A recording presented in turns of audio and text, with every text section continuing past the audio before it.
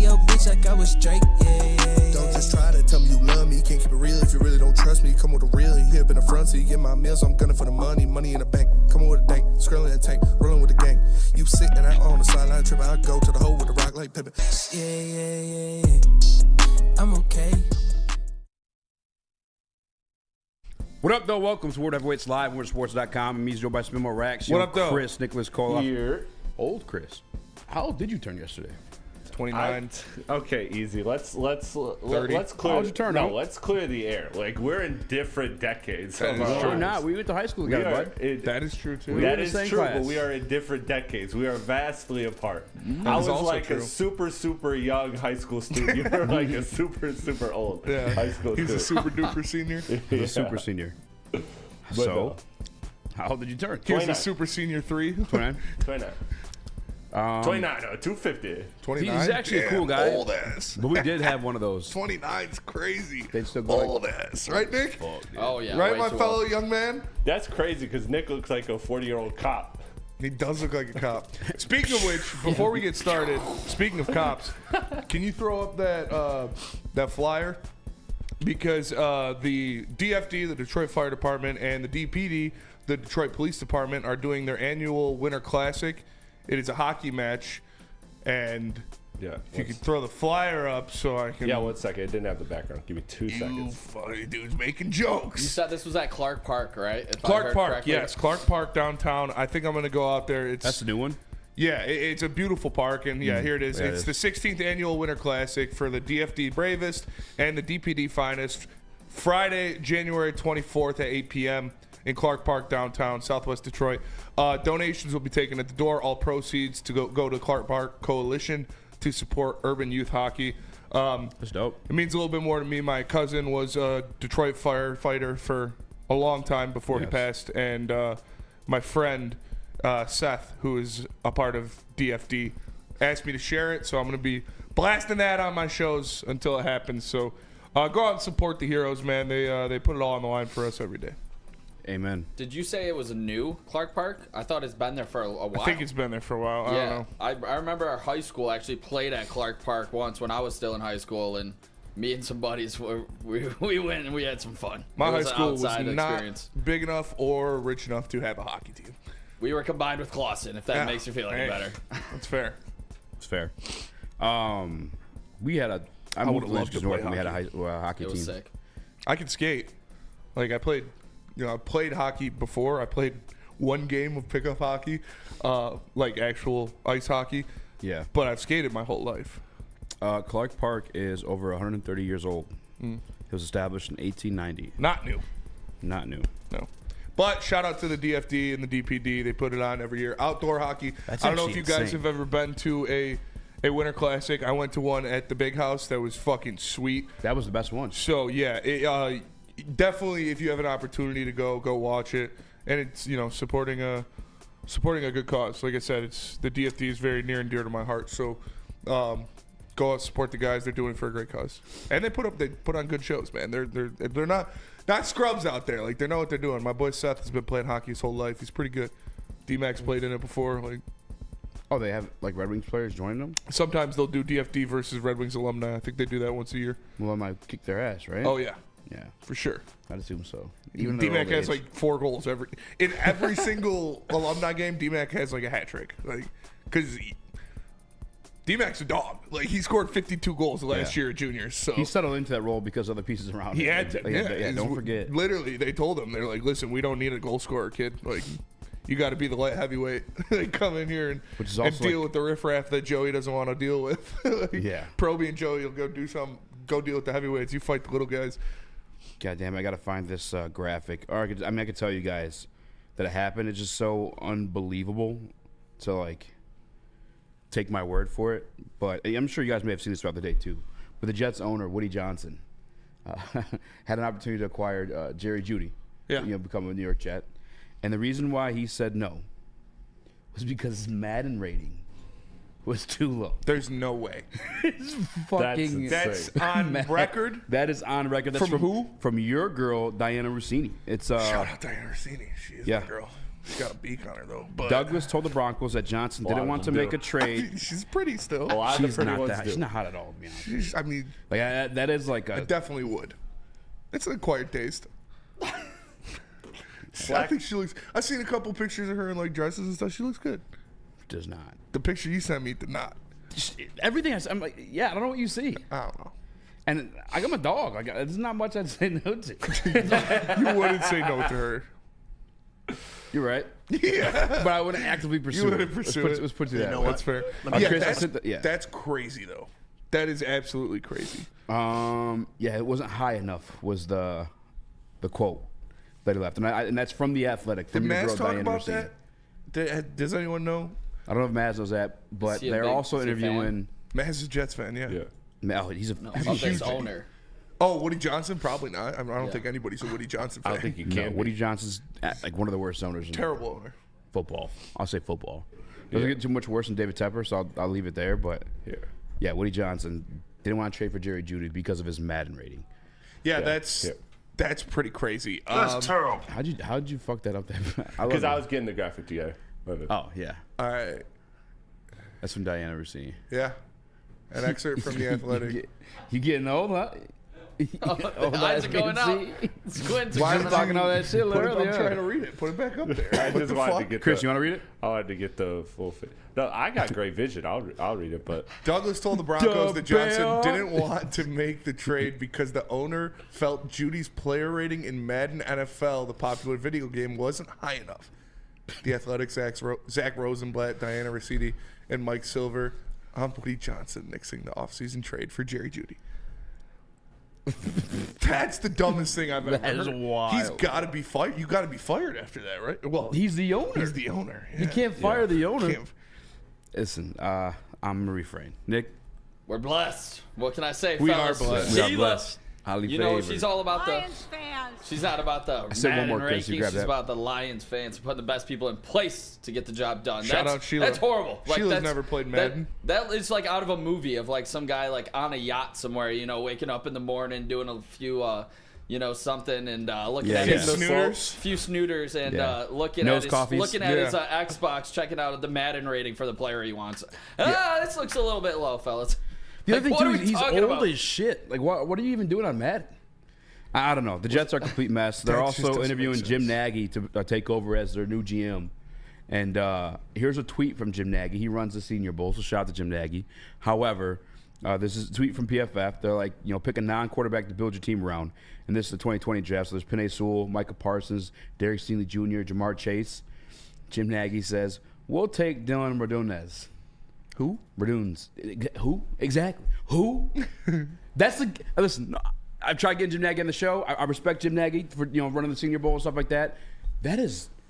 You can't become a GM after that. That's got to be him just trying to pimp the Senior Bowl. That's probably a guy that was showing out at Senior Bowl practice or something like that. Or he was like the captain of one of the Senior Bowl teams. I don't know, dude. We literally don't know who the fuck that guy is. Like at least in a situation like that, you at least like to know the guy. He plays for the Titans. What does he Looks play? like so far. He Offensive line? plays guard. Okay. So not even a 10. What the fuck? Maz is going to have a heart attack. That could likely become the new My New arm. York Jets. GM. Maz is going to... my arm. Like, oh my... Penei Sewell, Micah Parsons, Derek Stingley, and Jamar Chase. And your answer was, I don't even know how to pronounce this. Radunz. Raduns. We're done. Dylan Raduns. you're He done. is 6'6". Yeah, you're done. It's a big ass You're guard. done. That's crazy. He ranks 83rd out of 128 guards currently. I mean, cornerstone piece. Cornerstone piece. Can't miss him. That's crazy, dude. Yeah, I found all that interesting What this a morning. big, dumb idiot. It's pretty fucking stupid. Good Not luck, gonna lie. Maz. That's what you got to deal with. And then one more disappointing thing for Maz, because he is a University of Michigan fan, as Damn. our guy Nick is. Oh, What? I don't know. I Oh, thought it was more going to be Jets. another Jets thing. I was like, what do they do now? They hired the janitor to be the head coach? Like,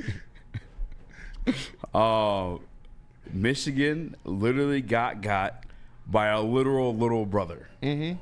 Your boy, Baby Fears. yeah. The game winner. Baby Fears. I'll say it right now, he's better than his brother. Like, like I love Jeremy Fears. He's going to be a great point guard for Michigan State going forward. But that he's a top 10 NBA draft pick this year. So, yeah, he was balling, man. Nick, how do you feel? Dusty May once again. Congratulations. Once again. You played yourself. You played yourself late in the game in a situation where you could call a timeout earlier. Yeah. You got to get Trey Donaldson downhill. Called a timeout with about 8 seconds left. There was 10 when he got the ball in the back in the inbound. And you got to set up a play for one of your big guys, either Wolf or Golden. Why didn't Golden was balling all game. Obviously, I'm right there with you on the pick and roll. Yeah. You need a gets bucket. points all the time, and you're shooting like 75% on it. The numbers, and you settle for a contested 3. That was very. What are we talking about? And I love what Dusty May's done with this program right now, but the late game situations are starting to be a little worrisome. When you get down to Big Ten play on the road, you're going to need to figure this out. Hopefully, this is all this is, just a few early learning, teaching moments for Dusty May and this team, but it's starting to get worrisome because this team should have 1 loss right now, not 3. I will say, like, if you want to, try to rationalize the 3-point attempt somehow, he got it up quick enough to where you could have gotten a tip back and you got 2 7-footers out there. So you do like the odds of you getting an offensive rebound and possibly a tip in a scramble drill, but you didn't need to do it. You could have just there's absolutely no reason why you should not have run the big man pick and roll that was working all night, that you score a lot of your points on, and that is almost unstoppable depending on the guards. Like, just wait until you see Xavier Booker and Cohen Carr defend that big man pick and roll.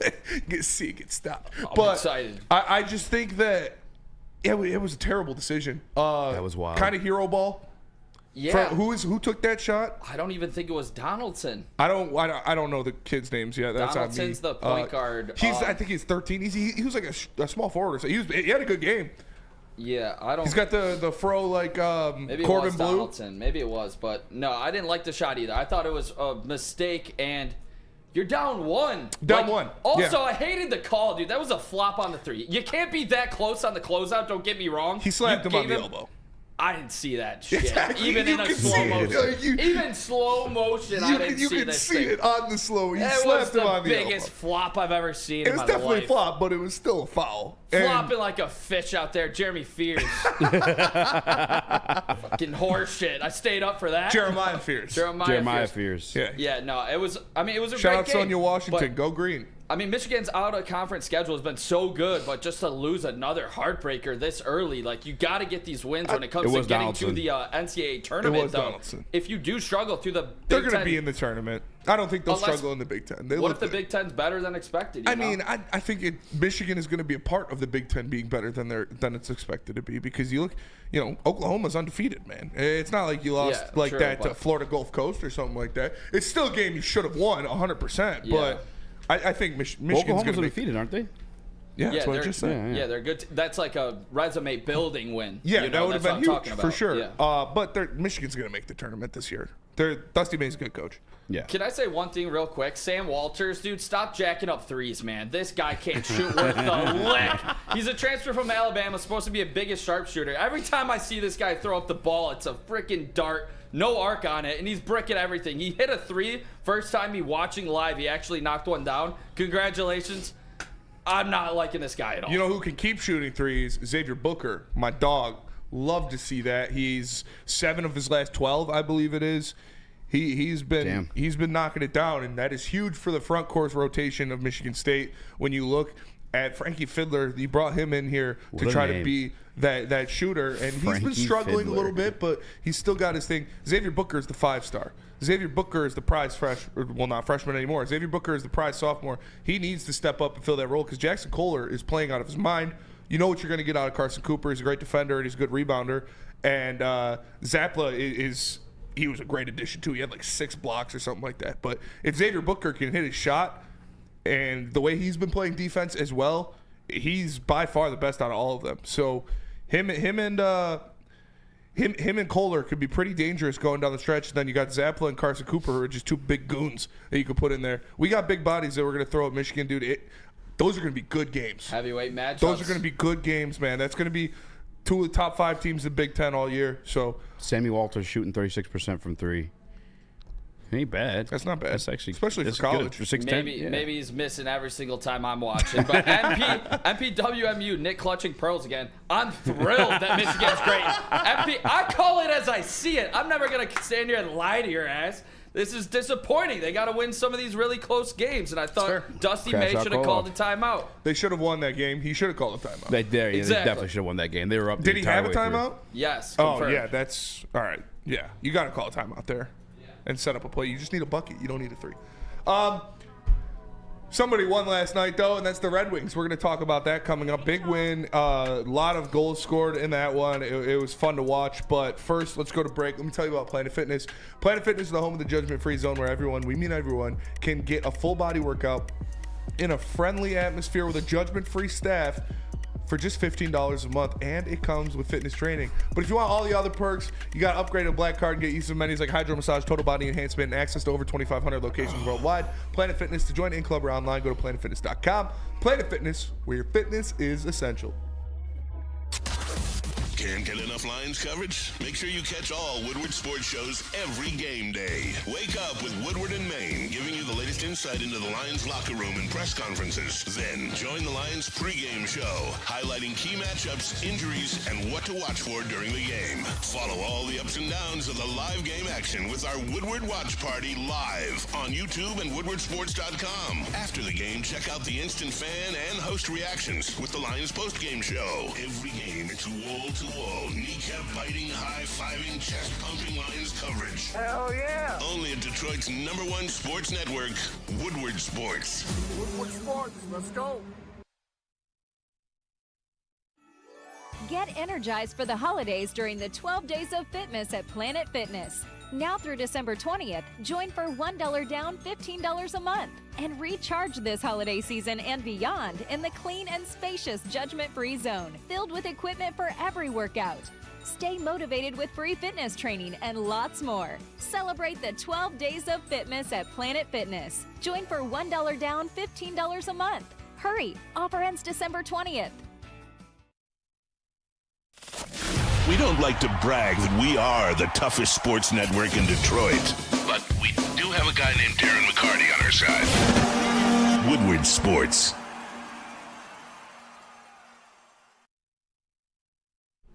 Kevin and Catherine at KDK Law got your back. Just tell them the heavyweights sent you and they will pay your first-time filing fee. Guys, serious issues, whether it's your divorce, family law, child custody, visitation, or criminal, whatever it may be, Kevin and Catherine right here in Birmingham, Michigan got your back. Just give them a call, 248-971-0476. What up, though? Welcome back to World Heavyweights Live, WorldSports.com. Me's your best more Rax, young Chris, old Chris. Nicholas Crash You out can't call call off. anybody old. Huh? That You is literally true. can't call You're anybody definitely old. the Chris. old, You're old old Chris. man here. I'm old Chris. Like to see my man China. Smash that like button. Be a friend. Tell a friend to the stream. You ever seen the old Greg videos? Yeah, I have. Detroit Red Wings get a win last night. Much needed one. Revenge against the Flyers. Yeah, Legion of Boom. Legion of Boom. Legion of Doom, sorry. Up and down. They came back. They tied up 4-4. I was pretty pissed off at that point. But then, Showtime. Patty Kane Came back to life. sniped the game winner and moved up past, I believe it was Joe Pavelski or somebody like that for most game-winning goals for an American-born hockey player. I think he's third on that list. So shout out to Patty Kane. Yeah, he's alive, folks. Patrick Kane's alive. Like, you got goals out of Patrick Kane, you got goals out of Comfer, Veleno, and Rasmussen, and like Conference was sick. Conference was a nice goal. Like, that's how you win, is with secondary scoring in the NHL, and the Red Wings have gotten absolutely no secondary scoring this year, so it's really good to see those guys back out there. It looked like last year they were playing fast, they were playing aggressive. Lyon looked a little rusty. Obviously, he let a goal in the first minute of the game, but it's going to take some time for him to get back to where he was. And we're going to see, though, Edvinsson got hurt in the game. We got the video here of the Simon Edvinsson injury. Can you loop it, Yeah, Chris? I got it looped. Thank you. Yeah, so you see he comes up on the board here, takes a hit high right on the jaw. So, Damn. I mean, there's not much to say there. It looks like it's probably a broken jaw. So 6 No! weeks. Obviously, God, this please, is not no, confirmed no. by anybody, but looking at the hit, looks like a broken jaw. That's not too bad. Like, hockey players play through that. He could put the cage on and play through it if he really wanted to. So we'll see what happens, if that's what it is, and if it's not that severe. So hopefully it's not severe. Hopefully Edvinsson will be good, because the Red Wings win 2 in a row now, and then you lose one of your best defensive players. But in his absence, Mo Seider stepped up huge, man. This guy, Mo Seider, I put out the post the other day yesterday that Mo Seider has truly blossomed into one of the best defensemen in the NHL. When you look at what he does, he got involved. He got the point last night. He was +1 in 28 minutes of ice time in a game where 10 goals were scored. So it's extremely impressive to see him do that. He had 4 big blocks. He was making multiple different poke checks and different plays in his own zone. The chops. Yeah, took one right to his fucking noggin. And just grabbed the new helmet. Popped right up, back out there. Wiped the blood out of his ear and got a new helmet. Like, that was wild. He's one of the best defensemen in the NHL. And looking at him and Edvinsson and Axel Sandin Palinka going forward, you really like the prospect of the Red Wings pillars on defense. Hopefully we see all 3 of them in battle next year, and hopefully Mo Seider and Simon Edvinsson could get some playoff experience this year, but I'm not going to bet on it. You got the Habs coming into town. We talked about it a lot on BDE today. You know, that's Sean's team. Habs, man. So Habs, man, is a different guy. It's Sean from Colorado? Guy's a lunatic. No, he's from Canada. That's you got the Habs coming in. His family's from Canada. Yeah, his family's from Quebec, I believe. I think he's still from here. Yeah, probably. Trader. But he's got Canadian blood. He's Canadian by blood. He's got a Habs tattoo. Yeah, he's got maple syrup running through his veins. Like so my bad. This is going to be a tough matchup, man. They're a fast team. They get up and down the ice. They put a lot of pressure on the net. And when you look at what the Red Wings don't do well, that is defend against speed, because they've got a lot of old crotchety defensemen. They can't get back fast enough, especially with Edvinsson gone. They're going to have an even weaker defensive core. So this is going to be a tough matchup going up against the Habs. I think 2 games in a row, too. Phil says that was assault. Hope the guy gets suspended. That was an assault. That's hockey. It was. He went high with the elbow for sure. I'm sure he'll get a fine or something. But chicken wing. Yeah, you give him a chicken wing. It's hockey. Nick? Yeah, so the question is, are we allowed to get excited yet? And no.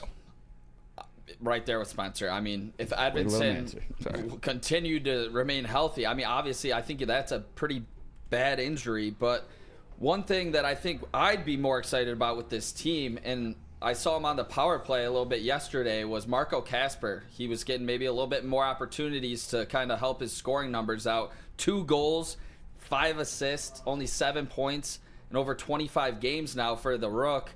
And I just think this is what you need out of this team. When we talk about the defensemen all the time, and Edvinsson, Seider, we talk about Sandin Palinka in the wings waiting to come up. But Marco Kasper's here right now. I need to see some development out of him in his rookie season. He got a little play last year, but I need to see it out of Kasper and the young guys. I can only get so excited about a guy like Kane putting up points, or a guy like Comfort putting up points. Yeah. I need to see it from the young guys, and that's when I will get excited, and I haven't seen that yet. How are you feeling about Kasper? That's completely fair. No, I mean, I like what I'm seeing out of Kasper. He's getting a lot of opportunities. He's being aggressive. He's using his speed, but like when you're bogged down with bad defensemen and bad old guys on the line with you, there's only so much you can do. You know, whenever I see him get an opportunity on a shift change or something like that, when he's on the ice with Larkin or Raymond or someone like that, immediately you see them get a scoring opportunity. So you hate to see that is kind of being bogged down by the players around him, but this is I just don't think that this is the year, man. I don't think they make the playoffs this year when I look at what they're dealing with, especially defensively. If Edvinsson has to miss an extended period of time, it could drop the bottom out on this team. They've also showed no type of consistency on offense, on defense, and goal. Like, they have no form of identity at all whatsoever. Yeah, no, it's true. And that sucks, you know, but that's life in the NHL. There's the have and the have-nots, and right now you're a have-not. You got a lot of great prospects. You got a clear vision of what you want to happen.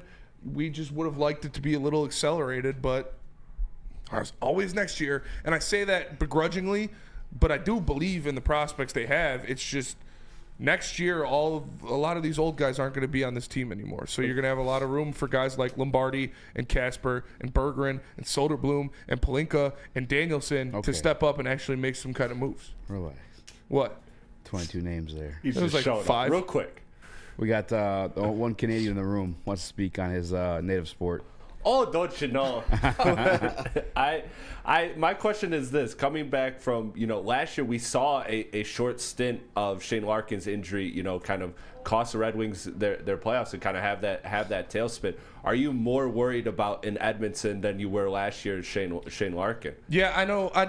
I didn't really like Shane Larkin when he was at Florida. I was a big fan of his dad, Barry, but I'm just kidding. Yeah, I know. My bad. Yeah, shout out. I believed in him back in the day, by the way. No, Shane Larkin, former Piston, Piston legend. Former dog. Yeah. You look at, is Edvinsson as important to this team as Larkin it was to last year's team? Is that what you're asking me? Yeah, kind of like just that injury, like the weight of it. No, Edvinsson's won't be as serious as Larkin's. He won't miss as much time. Hopefully. Again, hopefully. It could be bad. Yeah. I have no idea. It could be a severely fractured jaw or something like that. But playing it on the side of, hope, optimism that it was just not too bad of a broken jaw, but it could be equally as devastating for this team because that's how weak you are defensively. That you literally have maybe 2.5 NHL defensemen. When Sherratt wants to play, he'll play. Petrie will give you like 5 minutes every 3 games of good defense, but yeah, it could tank the team if he has to miss like 2-3 weeks, dude. That could be bottom out for the team. So then the quick follow up to that would be then: do you put any extra pressure, any additional pressure on Stevie to make some type of move? Because there's been those talks this year. Are you putting a little pressure on him to say, okay, we learned from last year. Last year we lost a guy and that cost us a playoff run. This year that's not acceptable. Are you there? No, there's much less pressure than there was last year. Honestly, this is not. I believed wholeheartedly last year that was an NHL playoff team. This is not an NHL playoff team. So if you're going to trade, if you're making moves, it's going to be to sell pieces. It's going to be to sell a Comfort. It's going to be to sell a Talbot. It's going to be to sell a Sherratt and get whatever you can for them. So we'll see what happens. But yes. Talbot's not going to be – he's not going to finish the year at Red Wing. Yeah, I saw the reports that there were some scouts from Buffalo at the game last night. Yeah. So get ready for some moving parts here with the Wings. But they're clearing space to let the young guys come up next year. Hopefully. I fucking hope so. I mean, as much as I want to punt on the season and be some microwave take, I'm not going to go that route right here. You got Canadians who are lower than you in the standings currently. Yeah. They're coming to your barn first. Take care of business. At the end of this back-to-back with the Canadians, you could be 15-14 with 4 overtime losses, but still count for points here. You could be above 500. I mean, if you're just counting, regulation. Yeah, I know, but when you look at how these teams match up, I know we're higher than them in the standings, but you look at Cole Caulfield and Suzuki and Patrick Laine, who's playing out of his mind. That is a lot of speed and that is a lot of offensive firepower that the Canadians have, and the Red Wings are going to have to strap up and they're going to have to score 5 or 6 goals if they want to win these games because the Canadians are going to be going up and down the ice and putting it in the back of the net. All these teams, the Canadians, the Red Wings, the Senators, they're all in the same spot. So just because we're ahead of them in the division standings, it doesn't really mean that.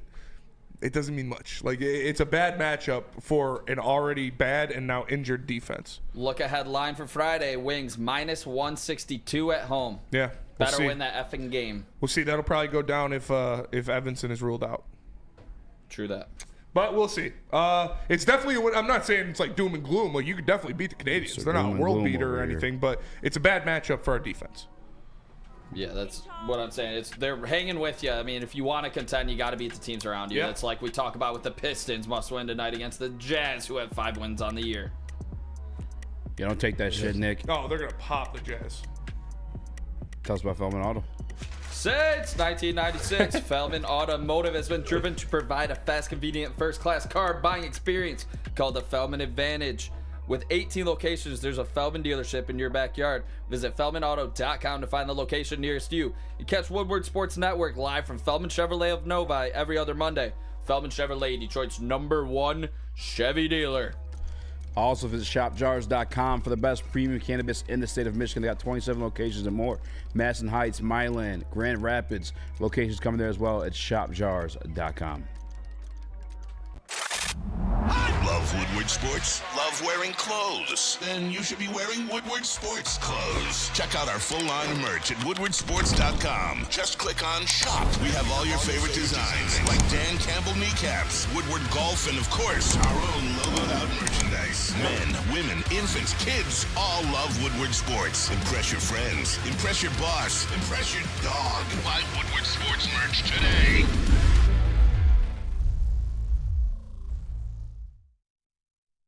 Feldman Chevrolet, Michigan's #1 Chevy dealer, is kicking off the game with the best prices on all cars, trucks, and SUVs, like this 2024 Silverado for just $296 a month, or this 2025 Equinox for as low as $371 a month. Our locations in Novi, Highland, New Hudson, Livonia, and Lansing means we have the perfect Chevy right in your backyard. Get the home team advantage every day at Feldman Chevrolet, Michigan's #1 Chevy dealer. Big injuries, big news. Twice a week, Dr. Jeff Pierce from Michigan Sports and Spine joins Woodward Sports Network for the Injury Insider Report. Big D Energy Tuesdays at noon, and Ermanni and Edwards with Maz Thursdays at 3:30. Get expert analysis and in-depth breakdowns on the latest sports injuries from the man trusted by top athletes in the community, like D-Mac. Whether it's the Lions, Pistons, Tigers, or Red Wings, Dr. Pierce talks us through it all. Don't miss the Injury Insider Report with Dr. Jeff Pierce, your go-to source for understanding the impact of injuries on the games and players we love. Only on Woodward Sports Network. Scan the QR code on the screen or go to MichiganSportsandSpine.com to see if Dr. Jeff Pierce can help you. On game days, make sure you check out Woodward in Maine with insights from Detroit sports media legend Terry Foster and rising star Matt Broder. After that, make sure you check out the New Holland Brewing Company Lions pregame show with Neil Rule and Sean Belegian, Sunday 10 a.m. to noon on Woodward Sports, live at Second Best Bar in Detroit. Come join the party. It is an absolute blast. Come get some. Oh, my. You're good. That's my bad. I should have told you during the break. What up, though? Welcome to World Heavyweights live on WoodwardSports.com. I'm easy joined by Small Rax, Old Chris, Nicholas Call Up, a.k.a. Crash Out Call Up. Smash that like button, be a friend, tell a friend, and share the stream. What up, Flannel? What up, though, Flannel? Oh, Flannel shout out chat, Flannel. shout out. Miss you, buddy. Yeah. So the Detroit Lions, Just haven't seen him in a all couple the days. coordinators are kind of taking the podium today, getting asked all kinds of questions, had the reactions last week. Also, some expectations moving forward this week. I don't know why. I wonder if they're just expecting to get shut down immediately, if they're just sort of told not to ask these questions. I don't know why no one didn't just straight up ask who's going to start at the opposite cornerback spot, opposite of Terry Arnold. That wasn't asked for whatever reason. But AG was asked about the sky falling scenario for Detroit Lions, and he had this to say. Guys, we're 12-2. We're 12-2, and the sky's falling. We're going to the playoffs. We're in the dance. We're in the tournament. Why in the hell is the sky falling for us? What do we have to sit back and be sad? I mean, we left to you guys. We let you guys do that. Our job is to go play football, and that's what we're going to continue to do. All right? We lost one game. Well, 2 games. We lost 2 games. We have a chance to win out, all right, and accomplish everything that we want to accomplish. So why should we sit back and wallow and think the sky's falling? It's dumb. You could tell why him and Dan Campbell are best friends. Mm-hmm. Just another head coach's mentality. Like, what the fuck do you mean sky is falling? That's for you guys to worry about. Yeah. We got football games to play. And I got to be honest with you too, Spinny. I think we've talked about it on air, but if I haven't made this clear before, last week we played Josh Allen. I don't think the problem last week was AG. I don't think the problem last week was our zone coverage. I don't think the problem last week was our man coverage. I mean, obviously, situations happen. But I think the problem last week was Josh Allen. For sure. And they're going to prep and prepare. Like the season's not far from over. What you saw last week is going to continue the rest of the season. And every single team has Josh Allen, the league's MVP, on the roster. Like, we're going to face Caleb Williams this week. I believe we have the 49ers after that, which they're still getting banged up even more. Yeah. And then you got the game probably more than likely for the division. Unless another division foe when the Packers take down the Vikings, help us out in that situation. I love this response by AG, though. That's exactly what you need to hear from your defensive coordinator when your defense is getting depleted right now with injuries. Yeah, I mean, what else is he going to say? Because the sky isn't falling. They're still in the driver's seat. They still have the ability to win 3 games and win the NFC. So you're not worried about Josh Allen sneaking up on you, because Josh Allen isn't going to be sneaking up on you unless you make it to the Super Bowl. You go out there, you got Caleb Williams, you got the Bears. That's what they're worried about. That's what these guys do. It's 1 week at a time. It's for us to freak out. These guys are focused on the Bears. I'm sure they'd rather have a healthy roster. I'm sure they'd rather not have guys falling every week, but what are you going to do about it, man? Sitting there complaining doesn't do anything for them. They're focused on Chicago. Such a hard-ass answer from a hard-ass coach. I appreciate you, G. I'm going to miss that. I'm sure knowing Dan Campbell, whoever comes in next, going to share that same sentiment. But I don't know. I just love to hear that from your defensive coordinator. This guy's all about aggression, Nick. What's your reaction to AG's words? Yeah, you clearly there was a message put out by Dan Campbell to his team, to his coaches, to everybody in that, organization after all of these injuries came out. You heard every single player on the same page.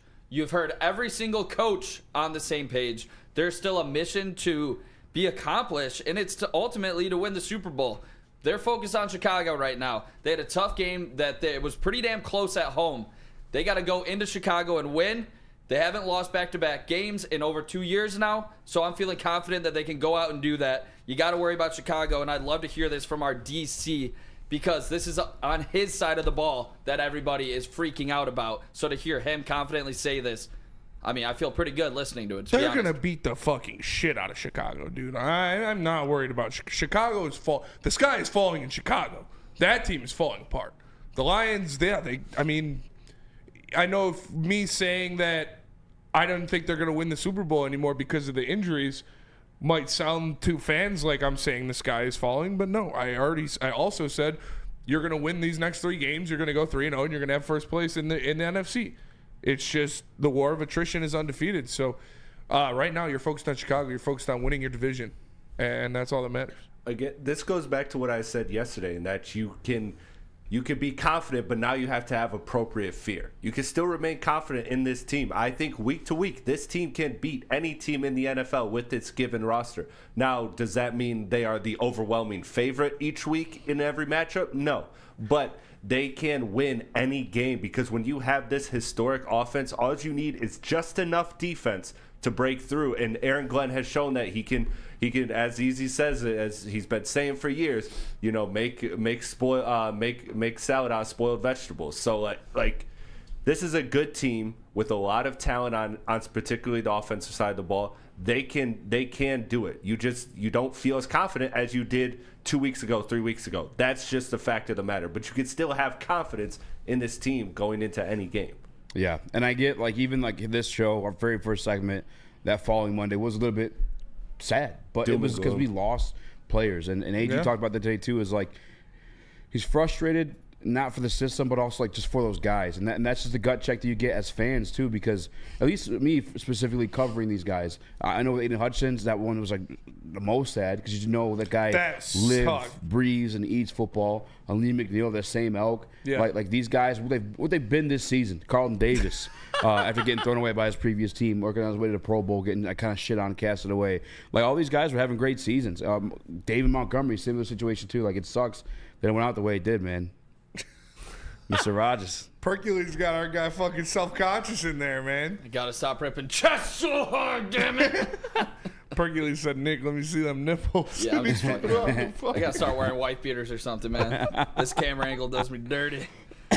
No, you're right, though, Easy. I think you look fine, Nick. I can't use a damn clip. I was going to say something else, too, goddammit. I forgot because your nipples. No, we can still use this clip. Yeah, it's a good one. You guys multicoders.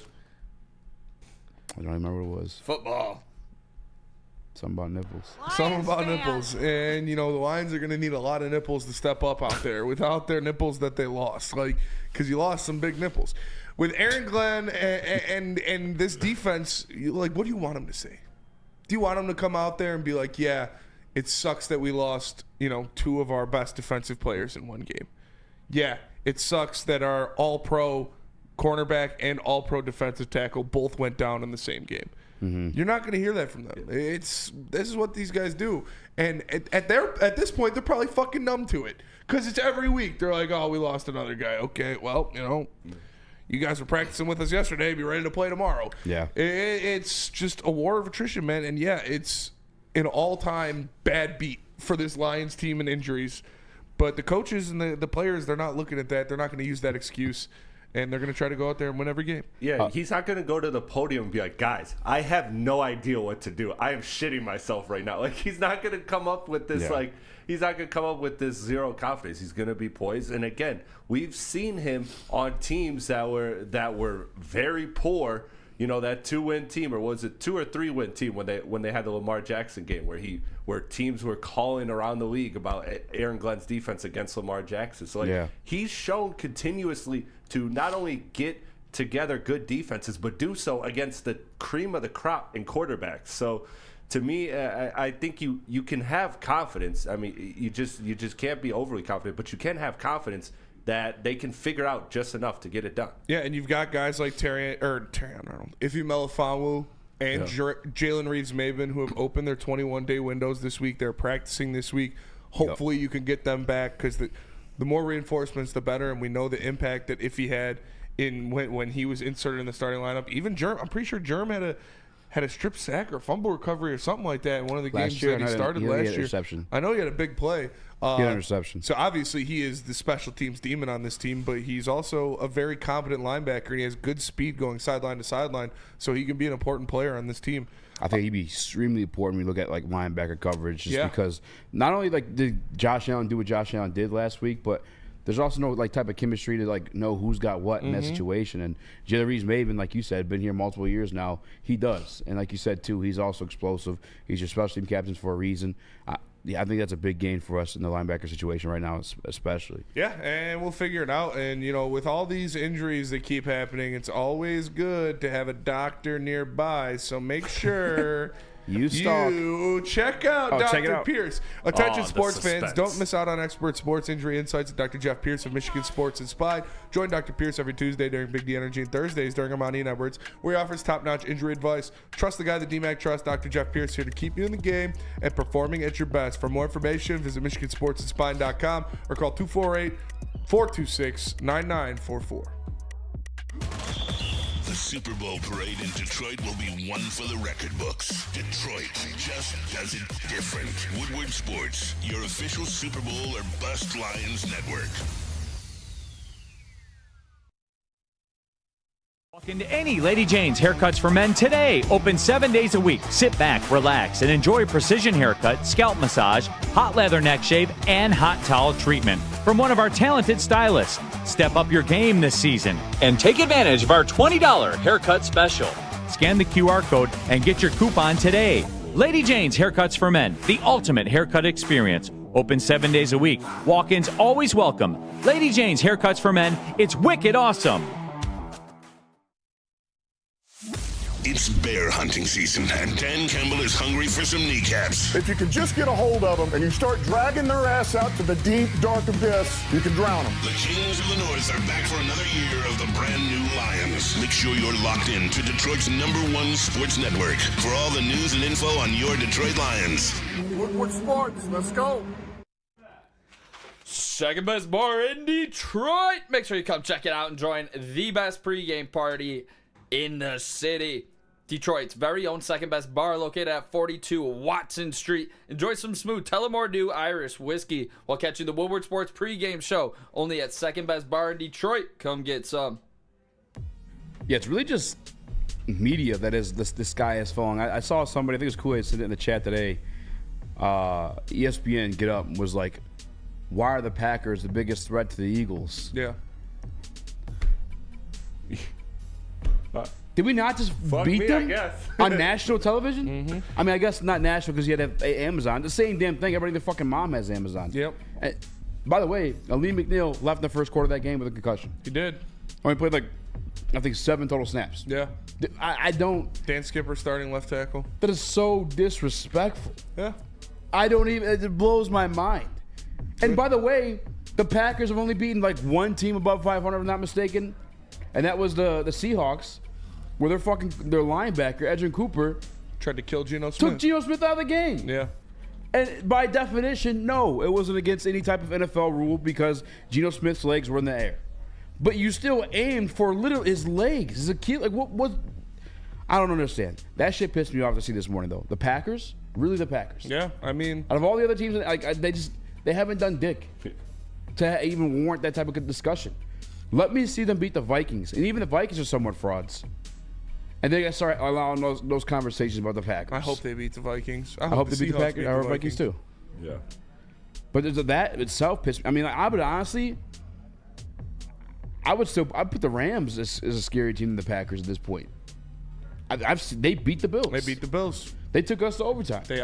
Stafford outdueled Josh Allen. And they also, the reason why the record's so shitty, or half the reason the record's so shitty, they have half their fucking starting roster. Mm-hmm. So many guys have been out and throughout the season. Cooper Kupp, Nakua, their offensive linemen. The entire way through the season, they're just now getting healthy. And now you start to see them be a little bit good. I don't know, man. And by the way, too, I'm the guy that said, I would take Jordan Love over Jared Goff. That hype is crazy. Just that conversation itself being had over the Detroit Lions, it blows my mind. Yeah, I mean, the Packers can do whatever they want, but they're not going to win the North. They're not going to beat the Lions, and that's all that matters. They're not going to win the Super Bowl. They're not going to make the Super Bowl. They're probably not even going to make the NFC Championship game. I would get it if it was the off season and there's some speculation, some hype. But at this point in the season, we know what they are. There's 3 games left. Mm-hmm. We know what they are. They're a team that is above 500, yes, but haven't beaten anybody of note. So to give them that type of claim, it blows my mind, man. I think that Buccaneers are better than them, to be honest with you. Baker's on absolute fire. They've been in games, winning games. They beat us. They beat us and the Eagles. Why aren't they in that conversation? Packers beat the Rams. But again, Rams without everybody. Matter of fact, no, Stafford played that game. They lost to the Eagles by 5 points in Brazil. They beat the Rams. They beat the Texans. They beat the Cardinals. Hold on, breaking news. They beat the 49ers bad. After Lions running back Dave Montgomery spent the last few days consulting with medical experts, sources are now optimistic that the star avoided season-ending surgery that was initially feared. Montgomery will rehab with the hope that he can return at some point this postseason. God damn, that is huge. Yeah, that's per Ian Rappaport. You want to know what I found out today? That each NFL team only gets 8 IR designations. I mean, you can only bring back 8 players from injury reserve, which is also kind of crazy. That is crazy. Not that many teams have experienced the amount of injuries the Detroit Lions are, but we're at our 5th now with JRM coming back. So you still had Hutch, Anzo. If you would have had to put Monty on, you know what I'm saying? Yeah, Anzo. We could have got Carlton Davis. Carlton Davis. Olim. We would have ran out. We would have ran out. But that's a tremendous news.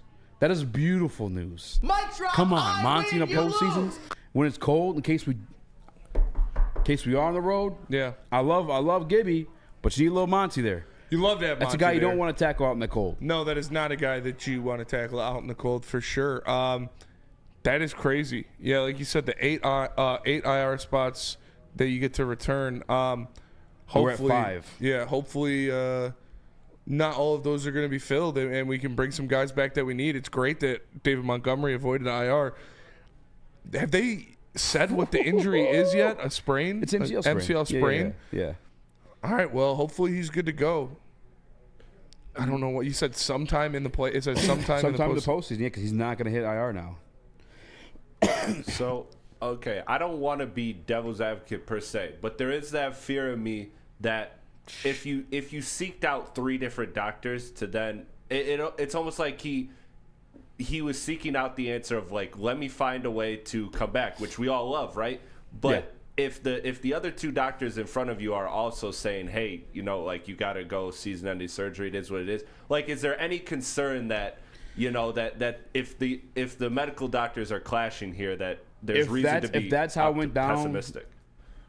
Maybe in the long term, yeah. But the fact that we don't really know what the second doctor said. It sounds like the first doctor said, yo, it's a wrap on your season. Yeah. We don't know the second doctor. The second doctor could have also been like, Like, go see this guy. This guy's, you know what I'm saying? This is a great doctor. Go see, you know what I'm saying? Like, it could have been that type of situation. that's true. We don't know the details of it, but I tell you what, this year the Detroit Lions have an opportunity to do something that's never been done in the history of football, and that's win a Super Bowl here in Detroit. Yeah. This year, Dave Montgomery's got an opportunity to do something he's never done before, and that's win the Super Bowl. I mean, that is such a coveted trophy among all sports. I mean, it's literally the Super Bowl. When you talk about big events, like, it's the Super Bowl of this. Yeah. It's the Super Bowl of that.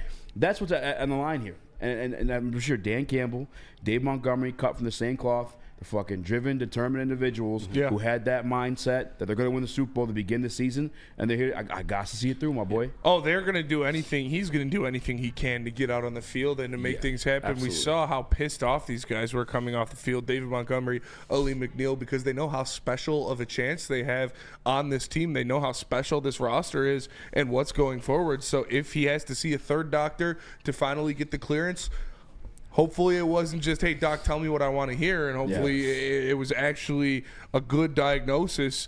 But if he can come back for the postseason, man, that would be huge. That would obviously be huge. Obviously, you love Jahmyr Gibbs, and you got Jahmyr Gibbs, but getting arrested, David Montgomery back for the playoffs could be massive. And if we got to take the PC part out of it, too, running backs have a short shelf life anyway. Yeah.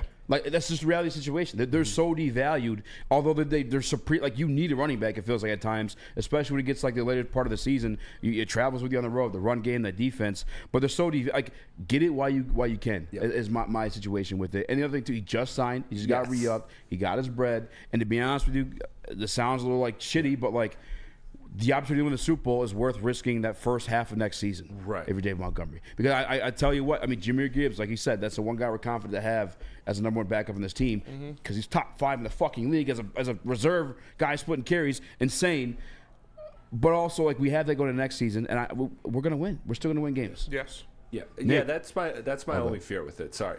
That's my only fear with it, was that I didn't want it to be an indictment on Montgomery at all. I think that's him persevering. That's him trying every avenue to come back and be a part of this momentous season for the Lions. So that was not my that was not what I was inferring at all. I was just worried about you're looking for the answer you want to hear. But yeah, if he comes back and, like you said, rested, he already got his extension. He's taken care of to an extent. I mean, if any way he can get back and be at it, even if you limit him in his touches, he could still be effective in those. I mean, hell, that first drive, that last drive that he does in those games, like thinking back to the Rams game. It's important, man. It kills clock. It beats people up. It opens holes for other players on the team. His impact is extremely important on this team. Nick, how do you feel about him coming back?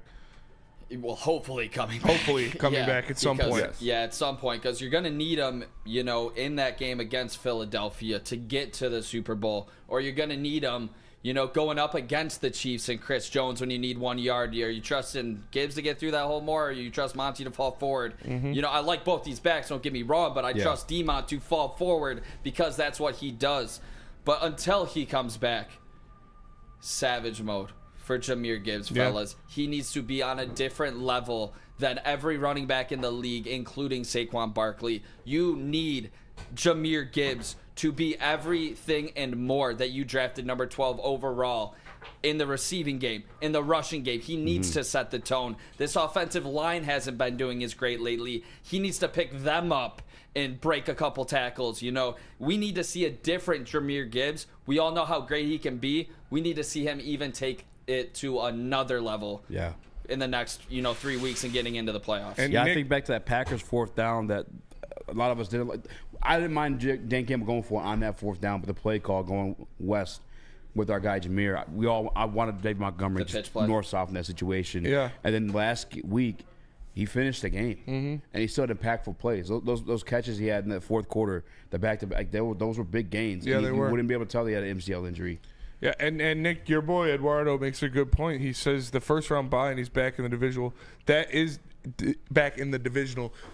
another just important reason why the Lions must win out these last 3 games. Like Flannel Sam said. Like Flannel Sam. Yeah, Flannel Sam talking about how important the bye is more important than ever. This is another reason that makes that bye so important. So you can get David Montgomery even more rest and possibly be ready to come back in the divisional round of the playoffs. It's fucking tremendous news. Huge news for just so many reasons. And I'm just happy for Dave Montgomery too, man. It's one thing to be part of the team, and get that Super Bowl ring, but it's another thing to play in that game. And hopefully able to collect Calais Campbell too. We'll see. Hopefully your Dolphins Don't tease lose. me. Don't tease me. I know.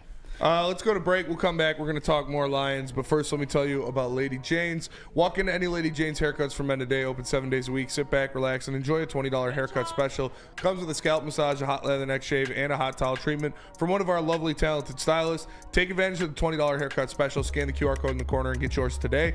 Lady Jane's haircuts for men. Open 7 days a week. Walk-ins are always welcome. Lady Jane's haircuts for men. It's wicked awesome. The bad boys from the NFL are here. Your 2024 Detroit Lions are the hardest hitting, highest flying, trickiest playing, grittiest team in the NFL. A dominant team. Get all your coverage of your favorite team right here in your favorite network. Woodward Sports. Stop searching for a vehicle and start finding one. Les Stanford Chevrolet Cadillac makes it easy. We harness the power of multiple dealerships and own the biggest selection of GM brands in the area to get you the car you need. With the Les Stanford Group, you'll have access to 4 different dealerships, providing you with more makes, more models, and more choices. We're connected to more than 1,000 vehicles, and with so many high-quality CPO vehicles available, you'll find new car quality at pre-owned prices. You can start and end your search at lesstanford.com today. Congratulations to the real coach of the year, Motor City Dan Campbell. Just put your head down and go to work. It's about to be fun, man. It's about to be fun. Woodward Sports. The live watch party and the post-game show for Woodward Sports are only in one location, and that is Hayes Social. Come out and join us. It's always a good time. Presented by New Holland Brewing, Sabbath Coffee Roasters, Siroki's Crispy Chicken and Pizza, and 1800 Tequila. Woodward Sports is doing Lions coverage better than anybody in the state. What up, though? Welcome to WoodwardSports.com. We are the Woodward Heavyweights live Monday through Friday, 5 through 7. Make sure you tap in with us. Smash that like button. Be a friend. Tell a friend I'm Easy. I spin my racks. We got old Chris in the TD booth. Young Nick, a.k.a. Crash Out Cole Off, a.k.a. Mr. Nips. Spin Zone. Jesus. Nip boy. Nippy Nick. Vibes are up, man. David Montgomery likely to come back in the postseason for the Detroit Lions. Nick Nips. Like Flannel Sam said, Nick it's kind of obvious at the point. Detroit Lions, I thought even before anything, Detroit Lions need to be home. I want to be in the warm conditions of Ford Field. Let's keep it a buck. Fuck the Bucks, by the way. I don't want to play some in the playoffs. But Terran Arnold, your remaining cornerback from the starting team, do you expect him to take a bump up to CB1, or does he stay where he's put? Yeah, obviously he's going to be CB1. He has to be CB1. He is your best cornerback. By definition, that is cornerback 1. Terran Arnold is going to be CB1 going forward, and I believe he's up for the challenge. We've seen him do it against different guys throughout the year. We've seen him matched up on different receivers of different calibers. When you look at Cooper Kupp, Puka Nacua, Justin Jefferson, different players that he's had to guard this year, and he's been up to the task. It's not asking, it's not hoping, it's not expecting. It's what needs to be, and that needs to be Terrion Arnold being cornerback 1 on this team for the rest of the season, or at least until Carlton Davis can get back. I think you're right. By definition, if CB1 is your best cornerback, that's Terrion Arnold currently. He is the guy that won the starting job over everybody else in that locker room other than Carlton Davis. But the way I guess I looked at it was like Carlton Davis, you're tasking your best player with. Like at times you saw him shadowing because we play that man coverage. I don't know that Terrion's going to be asked to do that. I don't think he can be that. I think he will at some point in his career. But I think right now, currently, I think you just keep him on the side of the field that he's been repping, the side of the field that he's been practicing. I don't want to ask him to step up to that challenge unless it's like we have to, because a certain somebody, whoever it may be, is absolutely killing us out there. But I think you keep him on the side of the field where he's been like maturing himself in his game as an NFL player. And I think Keno Vildor, as previously before, can step in that left side of the field that Carlton Davis is holding down. Easy. This is like the 5th time this week you've mentioned Vildor. You got a lot of confidence in him. I do. I really do. That surprises me. Why? You have the most confidence in the city about Vildor right now. Can you explain to me why you feel so good about Vildor moving forward? Because he's actually a solid, like a really, really decent like cornerback. Like there's with him, it's so much more narrative than it is actual production on the field. I know we talked about it earlier this week, but like just the reps that he had, I think he played 49 snaps last week against the soon-to-be MVP and Josh Allen. and only allowed, I believe, 1 or 2 receptions. Previously against the Chicago Bears that we're going to play this week, only allowed, I think it was 1 reception for like 14 yards. He had the one bad game against Indiana, which he got thrown into last minute because Terrion popped up on the injury report with, I believe, was a hamstring at that time. Yeah. And honestly, shame on him for just not being prepared. Like, you're supposed to be prepared. That's your job as a reserve guy. You practice like you're going to start because you never know what's going to happen. This is football. But, yeah, I think last year, even looking at how terrible that secondary was, the main culprit was Cam Sutton. He literally led up the most receiving yards in the entirety of the NFL last year. Yep. I'm not telling you Kendall Vildor's a lockdown guy, a shutdown guy. Before to have somebody step into that role, yeah, I think we're pretty freaking deep in the cornerback room, even beyond Vildor. Say if Emmanuel Mosley has to step up in that situation.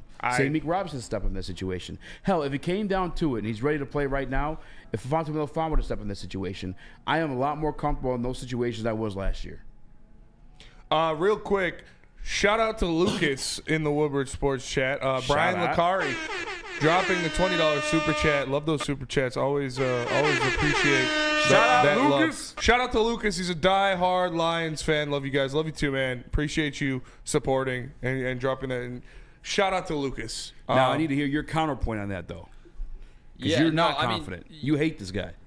Yeah, like we talked about in the past, it is a little bit of PTSD, and I didn't realize he's only given up 45% when getting thrown to. It feels like it's at about 75%, so to see that number is staggering compared to what my eyes have been telling me, maybe because I do have a little bit of that PTSD. But to help out a guy like Vildor, who personally I'm not overly confident in, but I am confident enough in Terrion Arnold to step into that cornerback 1 spot.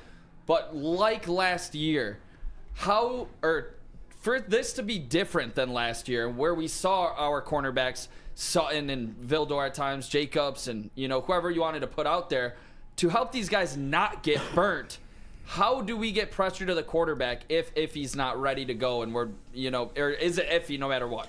If I had to answer that question, brother, I'm not going to lie to you, I'd be making $1 million, and I'd be coaching the Honolulu Blue team there. But it's going to be tough. Aaron Glenn's going to have to manufacture pressure. And I know I said it on BDE. I know that is a buzzword. I know that is something that you don't like to hear because if you have to manufacture pressure, it means you can't get pressure on your own. And Zadarius Smith is going to have to be bigger than ever. He is going to need to be that guy going forward because he is the one high-level pass rusher you have left on your defense.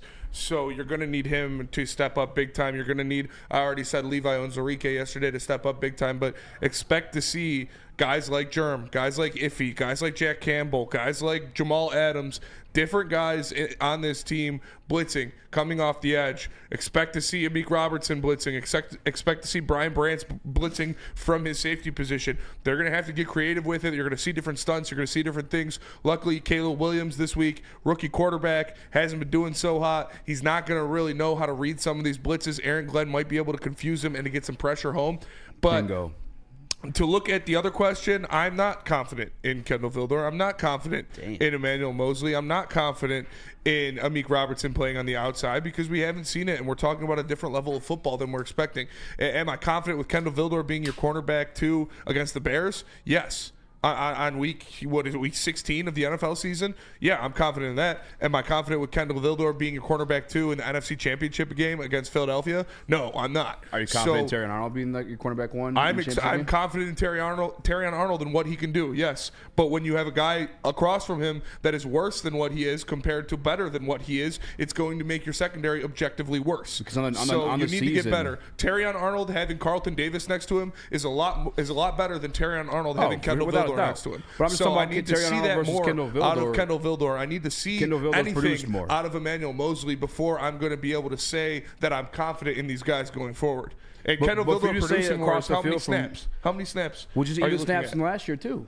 Right now, Terrion's. So you're more confident in Kendall Vildor than you are Terrion Arnold? Is that what you're saying? I'm just as confident. Yes, that's aggressive. I think. I don't think at all. You're talking about a rookie cornerback that's not really having the greatest season. He's not having a bad season. I think he had his best game a few weeks back, but it was against like poorest competition. Like it's not like Terrion Arnold, and I love Terrion, by the way. Got to beat him a few weeks back. Shout out to Pro Sports Zone, not Pro Sports Zone, but forgot the name. That's bad. But either way, I think Terrion's gonna be tremendous. But this is his rookie season. I'm not going to say and act like he is a reigning or a candidate to be Defensive Player of the Year. Or And Defensive Kendall Rookie of the Vildor's Year. a backup. I'm not going to sit here and act like he's going to be a good option to be starting at corner. But I'm just saying they're straits. more equal to than Terrion looking down at Kendall Vildor. Well, there was a reason that Terrion won the starting role and Kendall didn't.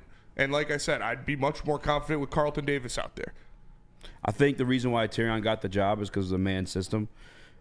And obviously, that's why you drafted him to be your man coverage I think cornerback. Terrion got the job because he's more talented and a better quarterback than Kendall Vildor. I think he projects to be that for sure. Right now, I can't say that. I mean, I wouldn't say that. Even if, and I'm not a big PFF guy. All right? I would. I am saying it. You never hear coaches come up to the podium and tomorrow, well, we had this PFF grade or that PFF grade. But just even just by their metrics, right? Terrion right now is a 49.5 in the coverage grade. Kendall Vildor, this is last year, was a 50. It's not much better at all. But going to this year, in the snaps he's played outside of How many snaps has he played? How many snaps he played? 214. Kendall Vildor has played 214 But how about this, just snaps? in last week, too, where you have Kendall Vildor stepping into the number one CB role, where Carlton Davis was when he goes out, plays 50 snaps, was a sizable enough. The number one CB role? Yeah, he stepped in where Carlton Davis was. I don't CB1. know if I'd say he's the number one Well, CB. when Carlton Davis went out, that's who came in was Kendall Vildor. Yeah, So, but I think you bump up the guy that was already on the field as the number one That's not CB. what happened, though. Kendall Vildor stepped in where Carlton Davis So was. he was following on around the left side of best receiver on the field the entire game? That's not what Carlton Davis ever seen a snap. That's what you but just said usually was the have- definition so of the way quarterback one. football works is, at least typically, when you have like a right-handed quarterback, the left side of the field, when you have the defense facing it, Yeah. that's where you want your best cornerback because that's where typically the quarterback's going to throw. And 'cause that's he's where he right-handed. lined up the entire game? Yes, that's where Kendall Vildor went into the game. And his And he coverage played there grade the for whole that game He was played quarterback 70. one. The rest of that game, he played in that spot the whole game. Correct. I don't 49. think so. 49 snaps. The coverage grade was 79. Against who? I mean, whoever he's lined up with. Yeah. On the left side of that field. I mean, when it comes to Terry I on the same respect your game, confidence in the guy, was, but he's a was backup for a 51. reason. 51 was Terrion Arnold's expected grade in that game. Yeah. And the coverage. His expected grade? Well, that was his respective grade. Oh, That's his respective grade. grade, yeah. Yes. I appreciate your confidence in him.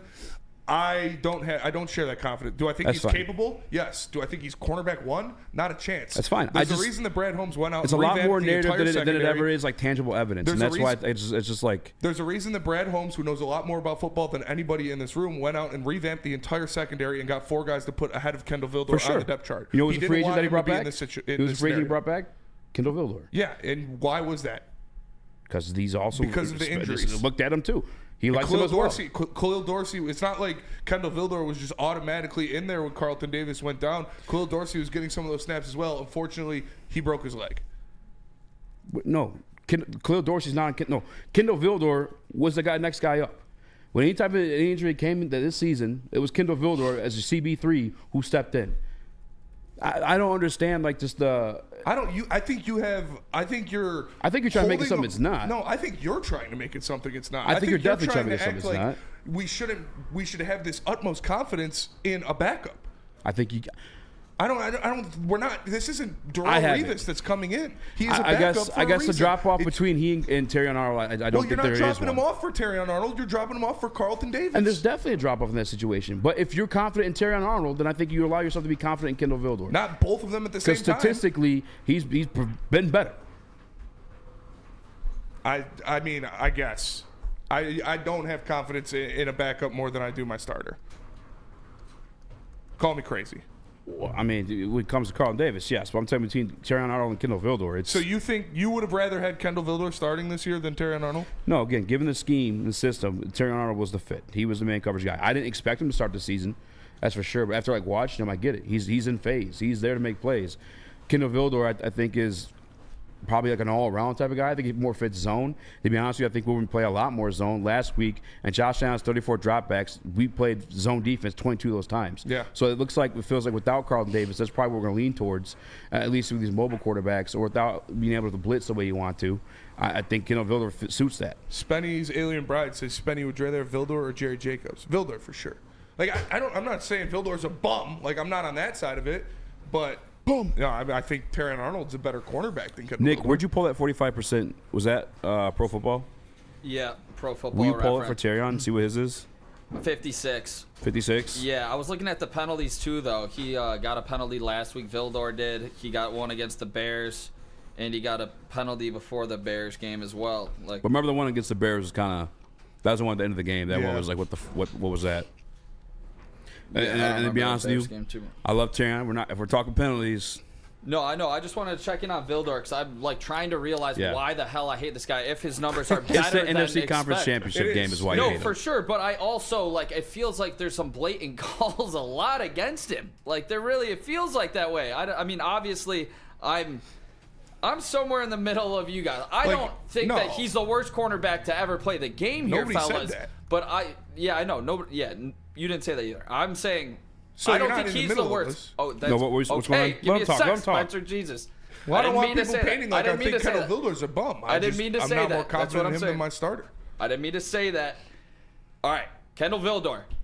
I don't think he is a quality starting cornerback in the NFL. And I think if he's getting quality or a lot of snaps for your team in a crunch time situation, I think you are in an extremely bad spot. And I don't like our odds in that spot. If he's going up against any quality wide receiver, I think he'll get burnt by that wide receiver.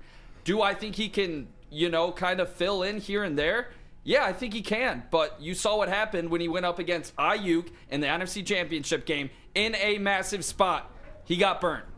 That's where I'm at with Kendall Vildor. Yeah, like I said, I don't think he's terrible, but I'm not that confident in him going forward. I won't say I'm not that confident. He can fill in and he can make plays. Yeah, definitely. But he's a backup in the NFL for a reason, and you don't want those guys starting in high leverage situations. Hopefully we don't have to worry about it. Hopefully Carlton Davis will be back by then. But I have even less faith in Emmanuel Mosley. I don't I mean, talking about this week specifically, I'm more concerned about Amik versus Keenan Allen because Keenan Allen he fucked him up in the second half of that game last week or last night. Our secondary is a lot worse now that we lost the best cornerback we have. But not even that. I'm just talking about just in the slot. In that game, this matchup, particularly against the Bears, I'm more concerned about that than Kendall Vildor's assignment. Amik was making plays. He was crisscrossing him for sure. Yeah. But I'm not just looking at this game because this season is more than this game, and I don't think the corner or nickelback play of this game is going to affect it too much because we're going to pop the Bears. I mean, that's fair. I mean, we'll beat the Bears regardless, no matter what. But if there's a spot to look at, if you're just analyzing the game, that'd be it. That's what Keenan Allen. He's the one that got off on us last team. For sure. And shout out to Nick. He's the one that called it and had to bring in beer the next day because of it. Yep. Goddamn. Lion killer Keenan Allen. Let's go to break. We'll come back. We're going to talk some more. Lions versus Bears. But first, tell us about 1800. 1800 Tequila. Let me tell you all about it. It's the smoothest tequila in the game. It is now teaming up with Detroit Lions and Woodward Sports to give you the Woodward Sports Lions watch parties live at Hayes Social. So make sure if you're in Shelby Township, Michigan, you check it out. If you are not able to make it there, check out the live stream on our YouTube channel, Woodward Sports. 1800 Tequila is the smoothest tequila in the game, and when you are drinking it, make sure you drink it responsibly. Is that an octopus in your pants, or are you just happy to see me? See what I did there? Go Red Wings! From Octopi Experts Woodward Sports. Get energized for the holidays during the 12 Days of Fitness at Planet Fitness. Now through December 20th, join for $1 down, $15 a month. And recharge this holiday season and beyond in the clean and spacious judgment-free zone, filled with equipment for every workout. Stay motivated with free fitness training and lots more. Celebrate the 12 Days of Fitness at Planet Fitness. Join for $1 down, $15 a month. Hurry, offer ends December 20th. The countdown to kickoff is here. Your Detroit Lions are ready for another season of grit. Woodward Sports is your #1 destination for all breaking news and Lions coverage. We are Detroit's #1 sports network. We are Woodward Sports. Soroki's Crispy Chicken and Pizza is the best in the state of Michigan, guys. They got locations popping up all over the place. So just celebrate the one out there in Heartland and more, guys. Soroki's Crispy Chicken. They got 7 new flavors of chicken wings that you can enjoy this Sunday during the Detroit Lions game. Just check them out, Sorokis.com, to find one near you. What up, though? Welcome back to Wood Heavyweights Live on WoodSports.com. He's Joe Raxter, young Chris, Nicholas Koloff. Old Chris. Smash the like button. Be a friend. Pods. Tell a friend. Share the stream. Platy Pods. Yeah. Platy Pods. Shout out. That's weird to say. I do be pod. You do be pod. Rap Cave Pod. What do you pod at? Go ahead and shout your podcast. Shout out to Pod. Rap Cade podcast, weekly episodes, ton of fire content I'm shooting. Shout out. You got merch yet? We're working on merch top of next year, but we got some sick things to play. I love our logo and everything. I'm excited to see what we do. You should make it like a cave in the side of a mountain with like headphones in it. That's actually low key pretty close to what we're doing for the intro animation. Fucking dude, I'm an idea man. You can ask Easy. Kindle Builder locks on receivers like your sister's iPad when you get the wrong password too many times. Says Tom Beckman. See, I'm not going to say that much. I like Kendall Vilder. I do think he's a very capable corner. But I think like I said, going forward, I'm not worried about this game. He's going to come out there. He's going to be prepared. But I think forward, would I rather have a starter? Yes, I would. No, he is solid. Yeah, I think he's not just as solid as Terry. And people do call him a bum, but I don't think anybody's calling him a bum, and that's why you were getting.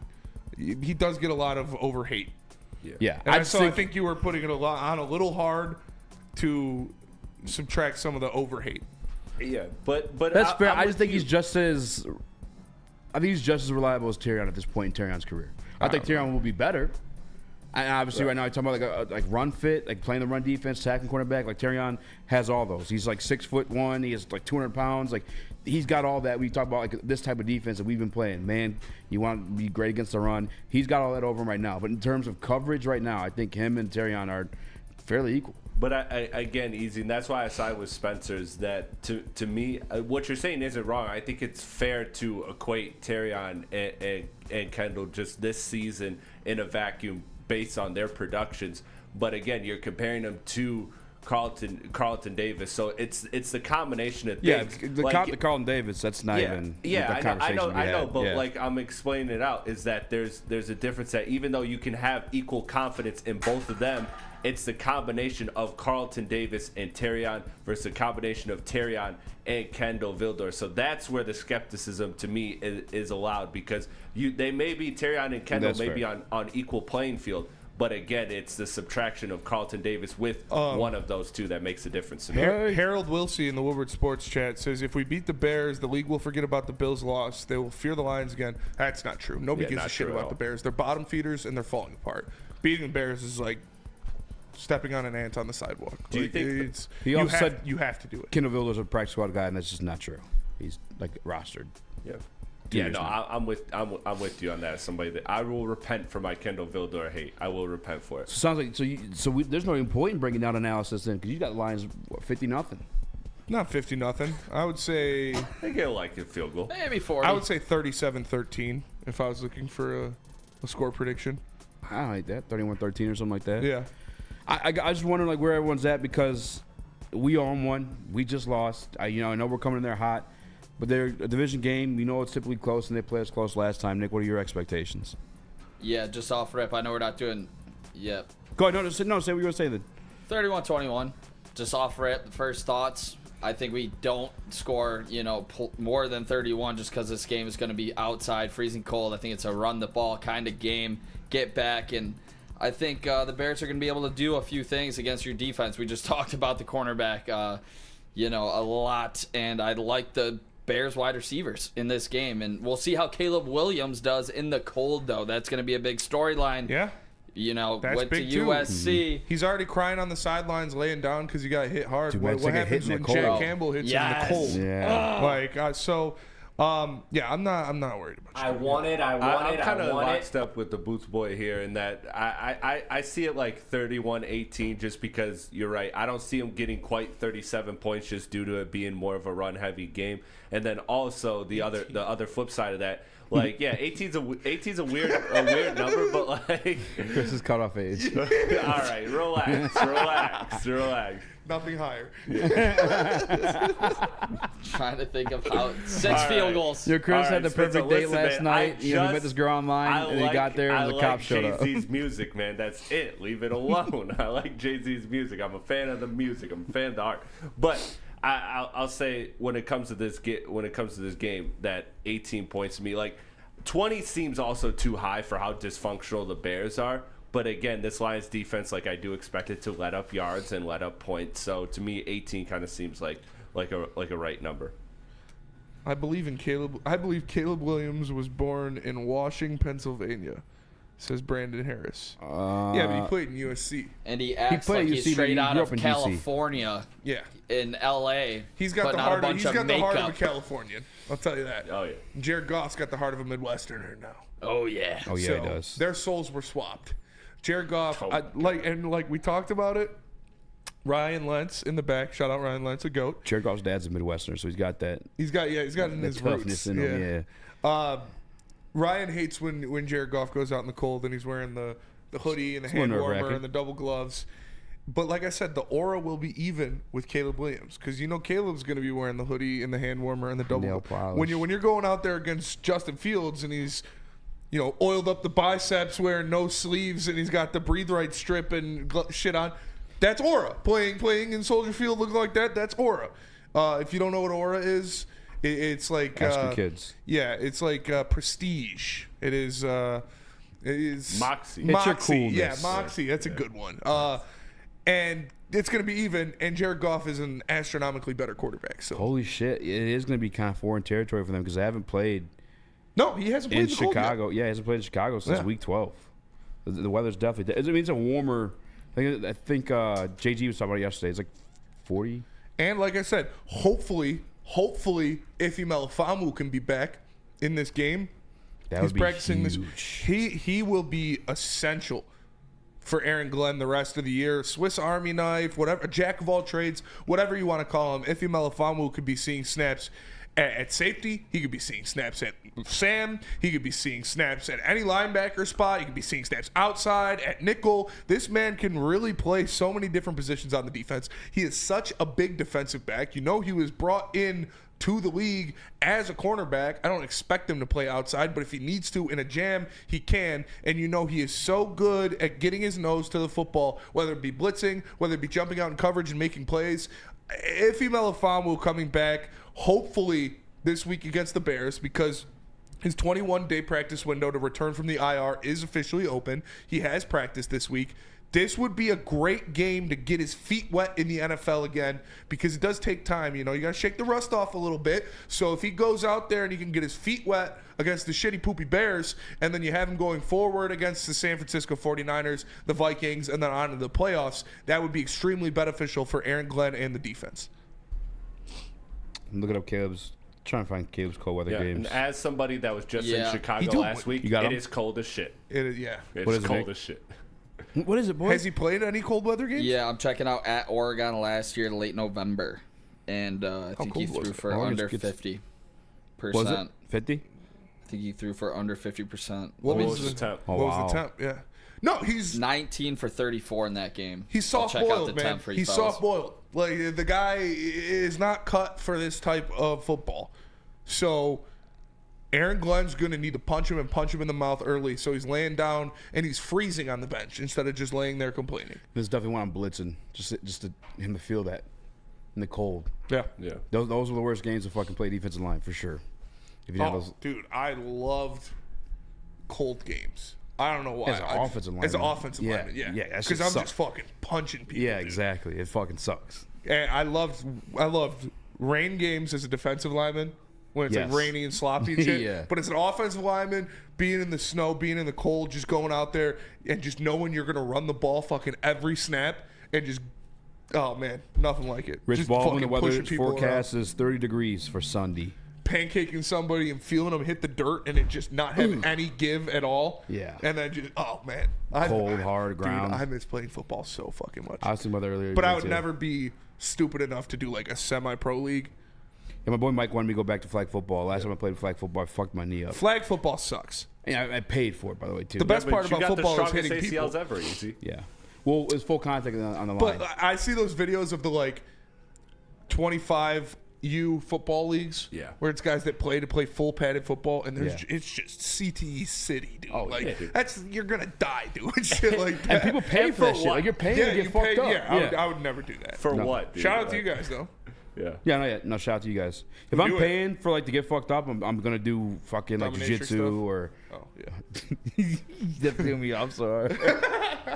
I'm doing like some form of MMA, so at least have like a, I guess some type I'd of much rather self-defense. do boxing you know what I'm saying? or some kind of MMA than men's league football. Like tackle football is stupid.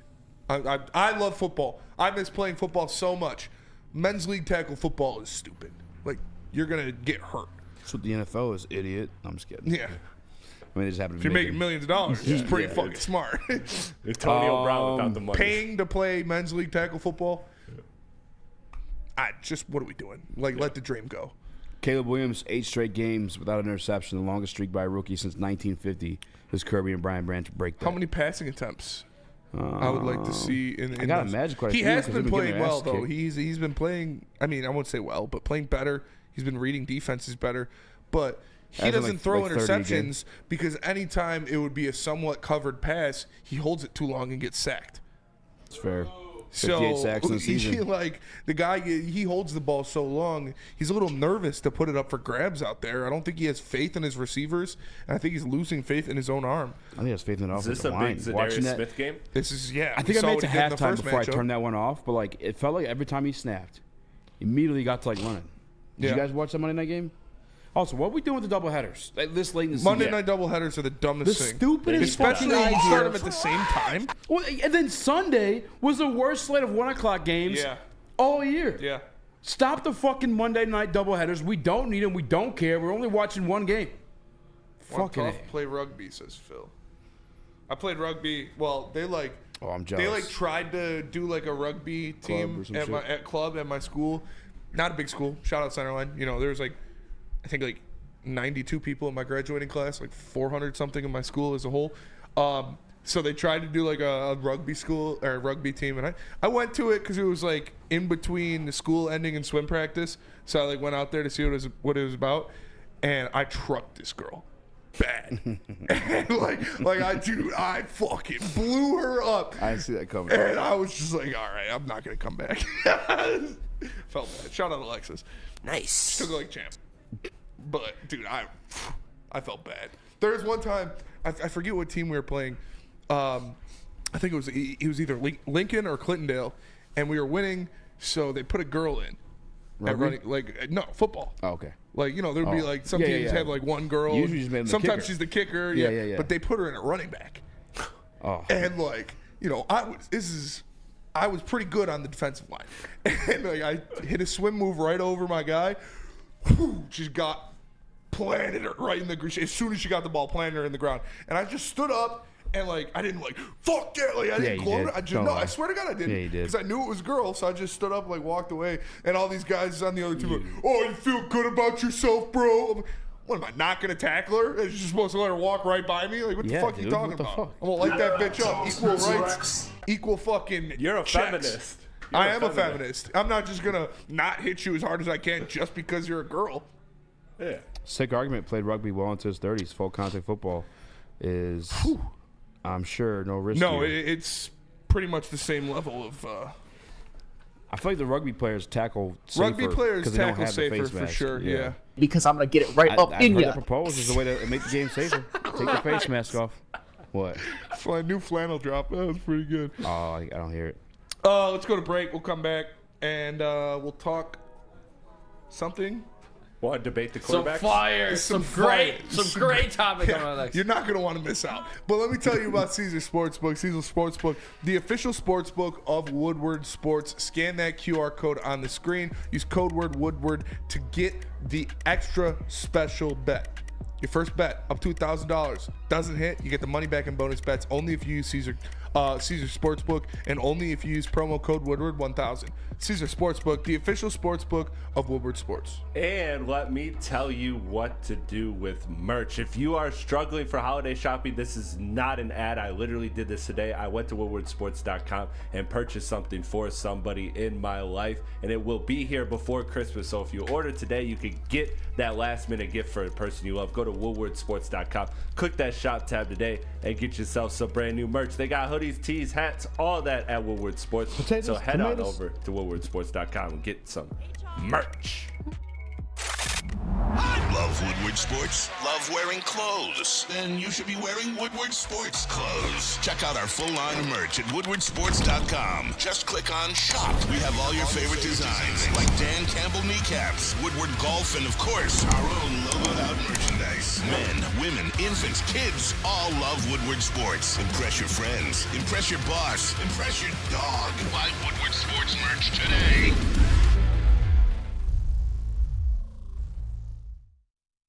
Walk into any Lady Jane's Haircuts for Men today. Open 7 days a week. Sit back, relax, and enjoy precision haircut, scalp massage, hot leather neck shave, and hot towel treatment from one of our talented stylists. Step up your game this season and take advantage of our $20 haircut special. Scan the QR code and get your coupon today. Lady Jane's Haircuts for Men, the ultimate haircut experience. Open 7 days a week. Walk-ins always welcome. Lady Jane's Haircuts for Men. It's wicked awesome. The countdown to kickoff is here. Your Detroit Lions are ready for another season of grit. Woodward Sports is your #1 destination for all breaking news and Lions coverage. We are Detroit's #1 sports network. We are Woodward Sports. New Holland Brewing Company and Taller Long Drink. Make sure you get some. It's the best drink in the game. It's made with real grapefruit puree and New Holland gin. Batched here in Michigan, so try it out for yourself. New Holland Brewing Company is so great. Shout out Taller Long Drink. Support local and enjoy the best drink in the game. What up, though? Welcome back. World Heavyweights Live on Sports.com. He's joined by Spinball Rax, old Chris, Nicholas Koloff, a.k.a. Crash Out Koloff. Platypods. And it's time for the Crash Out Koloff course. Heavyweight huddle. Heavyweight huddle, tailgate win, shout out, Platypods. All right, fellas. The Lions. Platypods. Obviously, there's a lot of great teams in the NFC here, fellas. Which team would you rather face, and which team do you not want to face in the first matchup for the Lions? Okay. In the playoffs? In the playoffs? Which team do I want to face? Well, since they're getting the bye. Nice. And it would be in the divisional round. The team I would want to face would be the Packers. Yeah, give me the fucking bitch-ass Packers. Give me the Packers. The team I would want to face because, like I said, they're getting the bye. Yeah. So in the divisional round, the first team That's I would want to face pussy-ass Packers is the survive Packers. the first round. Because we are, like, I forget who said it. I don't know if it was KG or someone. They said, you know, Matt LaFleur is the Ryan Day of the NFL. And it's so true. Like, the Lions are just in the head of the Packers. The Lions are in the head of Matt LaFleur and that organization. So yeah. Obviously, you could say, oh, you know, the Commanders. Oh, the whoever else is going to make it. I don't even know. The Falcons. But they're probably not going to make it to the divisional round. So a team that I think would win a playoff game that the Lions would see in the divisional round, I would rather see the Packers over the Rams, the Buccaneers, or the Vikings. And definitely the Eagles, obviously. So I actually lied earlier when I said they didn't beat any teams that were winning games. You mentioned the Rams, which is very true, 24-19. They also beat the Texans, which they also don't look great. They beat the Cardinals. That's about it. Everybody else is kind of like poop. They did beat the Charlotte Dolphins, but that was in cold weather. Yeah, I think Packers. I would pray that in a first-round matchup, somehow, some way, the Commanders make it out alive. I'd love to see the Commanders. I don't see it happening. I know. But, I mean, who I'd prefer to see, yeah. I mean, the Commanders. But the Bucs, Rams, and Packers. But then again, being a team 3 times, it's tough. It's tough for Matt LaFleur to beat Dan Campbell, too. Give me depleted Buccaneers. I know Baker's balling off his mind, but we own one. I feel like we got that offense pretty down pat at this point. Well, I guess not because we got a new offensive coordinator, but we saw them this year. And they won the game, but they only had like a little over 200 yards of total offense against us. Yeah. They weren't moving the ball efficiently enough. We just kept turning over the ball, and JG kept choking in the red zone. And that was a healthy team, so that's why I'm also the Buccaneers. I think you're right. I think it is hard to beat a team 3 times in a year, and you know that would be a get back, the Buccaneers game, and that's a team that you beat last year in the playoffs. I see a team that credit to Baker is balling, but they're weaker than they were last year, in my opinion. So give me the Buccaneers, but I don't mind the Packers answer. That'd probably be my second choice. Nick, where you at? I mean, I think the easiest thing, like Spencer said, I mean, I don't know if you can say the Commanders. I'm going to say the Commanders, honestly, flat out. Give me a rookie quarterback. I mean, it seems like they're almost penciled in here. They would probably have to play Bucks, Rams, Packers. They probably have to play the Eagles, the Eagles, which they have a divisional matchup. You talk about division games in the playoffs. I mean, we're all saying the Packers here. I was maybe even saying the Vikings, just because I don't know if I trust Sam Darnold in a playoff. No, like I would want to see them. Yeah. At home in the playoffs. Do you think Sam Darnold doesn't choke in that spot? Oh yeah. I would want to see the Vikings. You know, like I would. Yeah, I like our odds in that game. I have more confidence in Sam Darnold shitting the bed than I do Jordan Love. And to be honest with you, if we match up with the Vikings at any point, it'd probably be in the NFC Conference Championship game. No, actually, no. Yeah, because we could. Because they're fifth right now. If we got out one seed, we would have the lower seed. Like the lowest seed, like remaining. If any of those other guys got out of there, it would be them. Oh, no, because the Buccaneers are technically 3. The Vikings are 5. Would play at. So it's very possible we see the Vikings. Yep. I think. Give me the Buccaneers. That's the crazy part is it almost seems like no matter what, you're set up to play a divisional game, like in the next round. You're either probably, I think the two most likely outcomes are you're playing the Packers or the Vikings. Yeah, as if we don't hate these teams enough, getting them in a playoff scenario. Oh my God, it's gonna be insane. Speaking about these Bucks, fellas, how dumb do the Browns look to let quarterback or franchise quarterback Baker Mayfield out of their system while trading for Deshaun Watson, who they gave all that money to, fellas? What would the Browns look like if Baker was their quarterback? I mean, they'd look a lot better. Are we talking like a quality playoff team, yes, Super Bowl contender? Absolutely a Super Bowl contender, because you got to think all of the pieces that they would have in the draft that they gave up to get Watson. Not only just Baker for Watson, 1-for-1, but all of the pieces that made the Houston Texans what they are today were given to them by the Cleveland Browns. So, yeah, it was an all-time bad move. One of the worst trades in the history of the NFL. And then on top of that, too, you think about they could then not only have those picks back, but then also have picks to trade and go get, instead of seeing them flip Amari Cooper like they did at the deadline. Like, instead of doing that, they're actually being buyers and sellers. Yeah, I think they would definitely be. I think they would definitely be a contender. They didn't really draft anyone of note. I'm just looking at the names until 2023. Who they take? Will Anderson Jr. I know they packaged him to move up and double up in that draft, so there's that. But yeah, the Browns should be kicking themselves in the ass. Baker Mayfield looks phenomenal this year. That's one of the worst trades I've ever seen. Quarterbacking out of his fucking mind. He's lost both his starting receivers, and he still kept that team afloat. And now it's looking like they're going to win that division. Shout out to Baker Mayfield this year.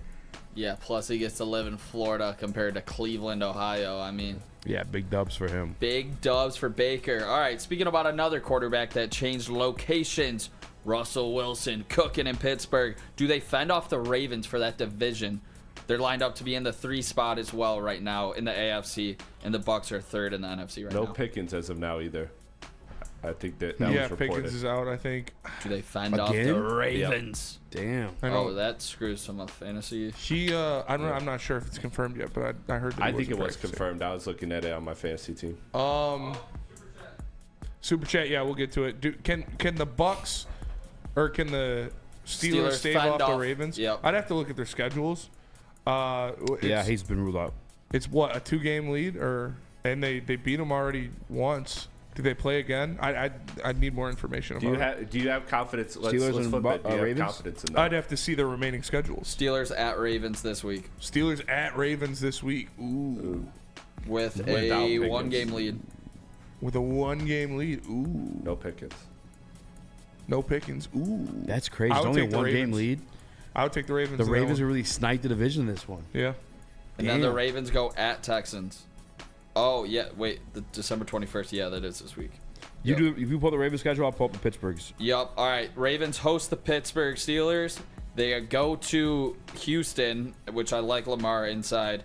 And then Ravens host the Browns. The Steelers got the Ravens this week in Baltimore. Then they have KC at home. And they have the Bengals. I think the Ravens might snipe. Yeah, let's check out the live odds on that, fellas? Yeah, Shout out Caesars Sportsbook. Shout out Caesars Sportsbook. Shout out Caesars Sportsbook. Yeah, let me know. Eduardo O'Neill in the Woodward Sports Chat said, how would you feel about playing Minnesota Week 18 and then in the divisional? It's hard to beat it's hard to beat a team 3 times. Keep that energy for Washington/Philly, please. Eduardo is a known Minnesota Vikings fan. Known Minnesota Vikings fan. Yes. Cahoots with all of them on Twitter. Cahoots. Which is disgusting, honestly, because Vikings fans fucking suck. Damn. I mean, yeah, it's hard to beat a team 3 times either, but I think the skill gap between Philly and Washington is much larger than Detroit and Minnesota. Yeah. Current odds: Pittsburgh Steelers -160, Baltimore Ravens +130. Lock it up. I was hoping for some better odds, some juicier Me too. odds, Like and I plus would've put 200 something at on. least. Yeah, I would have put some 230 or something. I would have put some cash down for sure. All It right, should be higher. honestly, yeah, you're already one down. Well, You got they to know. beat them. All right, the 4 seeds here, fellas. The Rams in the NFC and the Texans in the AFC. Bigger storyline: Stafford coming alive again with McVay and being a threat in the NFC, or Stroud having a massive sophomore slump. What's the bigger storyline? Stroud having the slump for sure. You had it all there. You brought in Joe Mixon, who had a hell of a season. You got the 3 weapons. Obviously, Stephon Diggs is a cancer, so maybe we should have seen the writing on the wall. But no, I mean Stafford and McVay being good. It's like, yeah, obviously. What was the question? Bigger surprise: Stafford still being him, or Stroud not being him? Stroud not being him. Yeah. That was 100%. we did the MVP draft. I was mad we got Chris took him sniped. first. Yeah, he was Number 1 overall. I mean, Let me get Josh Allen. He thought he was like, oh, you're gonna be mad, Spencer. I mean, You were were. mad. I planted seeds You in were his bad, brain. though. You did. Pause. No pause. Resume. No, that's Stroud. I don't even know what the fuck. I mean, that blows my mind. I have to watch that tape to see what the fuck's going on. Sophomore slump, man. Yeah, it's not like he's turning the ball over. He's just not slinging it like he was last year. I don't know. All right, fellas. Last one here. 5. You know, you got the 2 purple teams: Vikings in the NFC, Ravens in the AFC. What's the bigger storyline here? Lamar controlling the interceptions this season and being efficient pocket passer, or Sam Darnold resurrecting his career? Sam Darnold, and it's not close. Yeah, But Lamar's Lamar Jackson has super won efficient back-to-back last year, MVPs, and he was great last year. Nobody saw this out of Sam Darnold. Yeah, Yeah, for I sure, thought he had Sam more Darnold. interceptions. He only has 3, though. Yeah, think about it. We're literally having the best season in our franchise history, and then here's fucking Sam Yeah, they're Darnold, the just- Minnesota Vikings, with the exact same record right now. Dude, they're just stumbling their way into our best season. It's so fucking annoying, dude. It's so annoying. Eduardo O'Neal. Well, I mean, it's also one of their best seasons of all time too. So. Yeah, didn't they just have that 11-win season? Like, Yeah, now they have 12, and they still have 3 games left. but they're Eduardo losing all. O'Neal in the Woodward. I mean, we just had a 11-win season last year. Eduardo O'Neal in the Woodward Sports Chat. Would it be far-fetched to think the Rams and Bucks could beat Minnesota and Green Bay and both advance to the divisional? I don't think so. No, that's The Minnesota Vikings went 15-1 in 1998. yeah. Who cares? I don't know. Oh, that's probably Randy Moss then, probably. I don't know. I was 2 years old. But so that means nothing to me.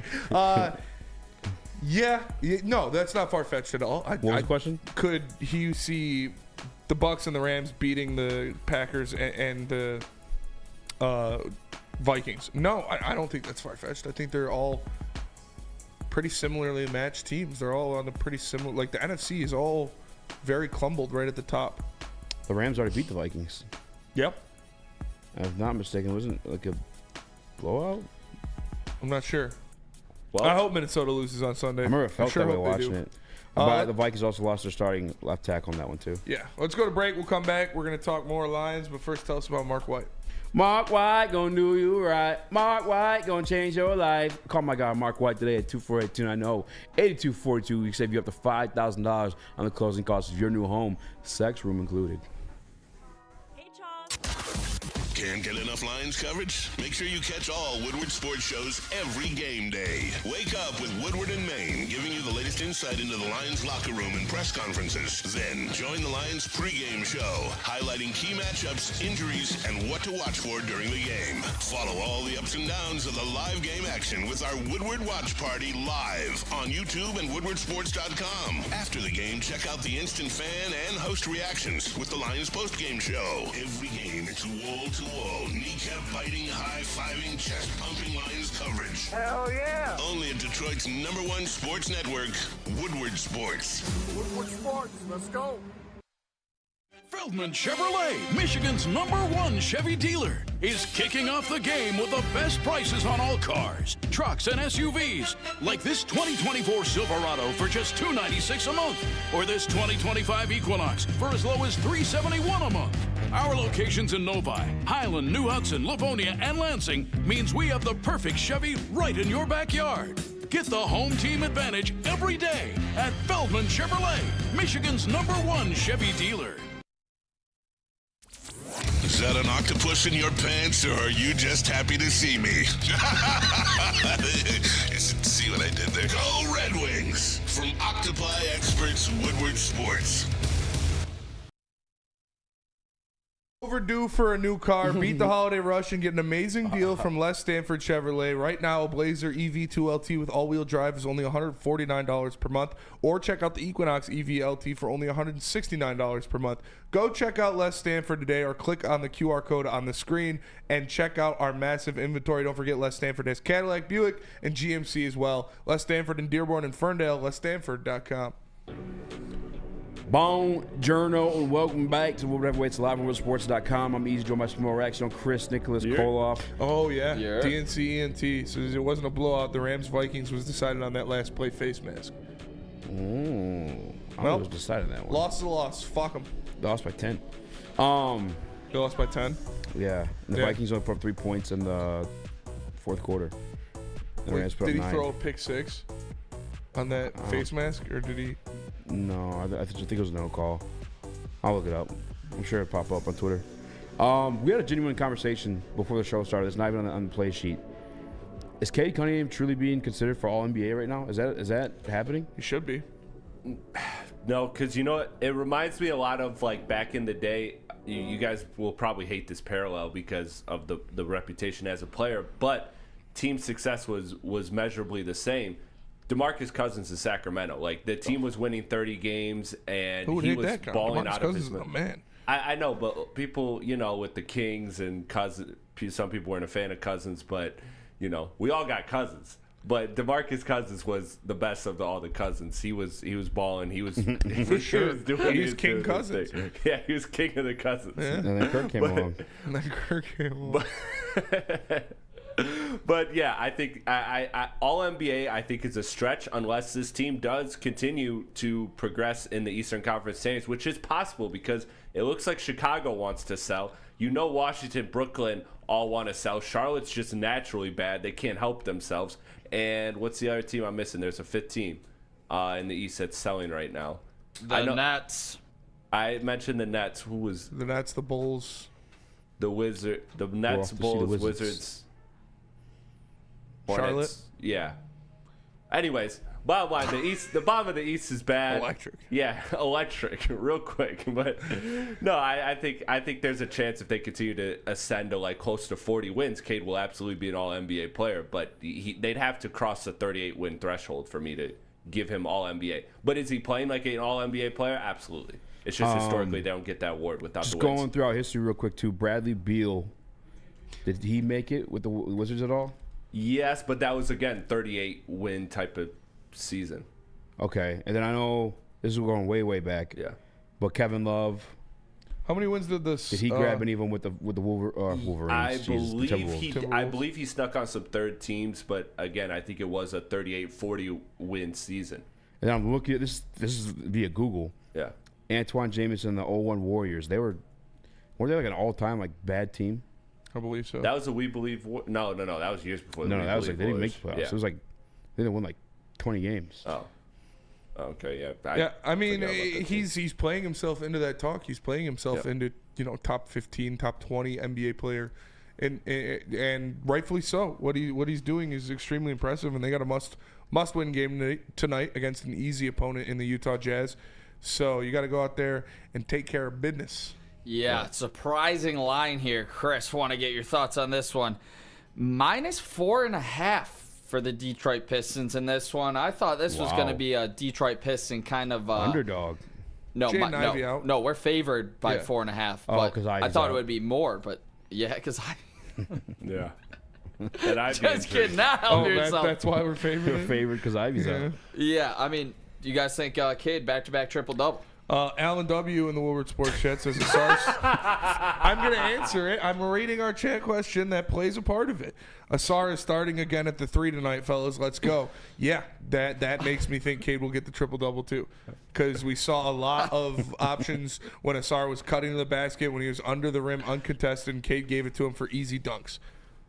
I mean, look, the bottom line is Cade is third in the NBA in assists at 9.7 a game. Like, he is almost a walking 10 assists per game. And that is with the limited offensive talent that we've talked about on this roster. So, again, you continue to pair Cade with more offensive talent. These triple-doubles are gonna keep coming, especially if the centers aren't gonna rebound. Speaking of one of those centers that we're going up against, fellas, is this a big-ass shotgun type game for Lauri Markkanen?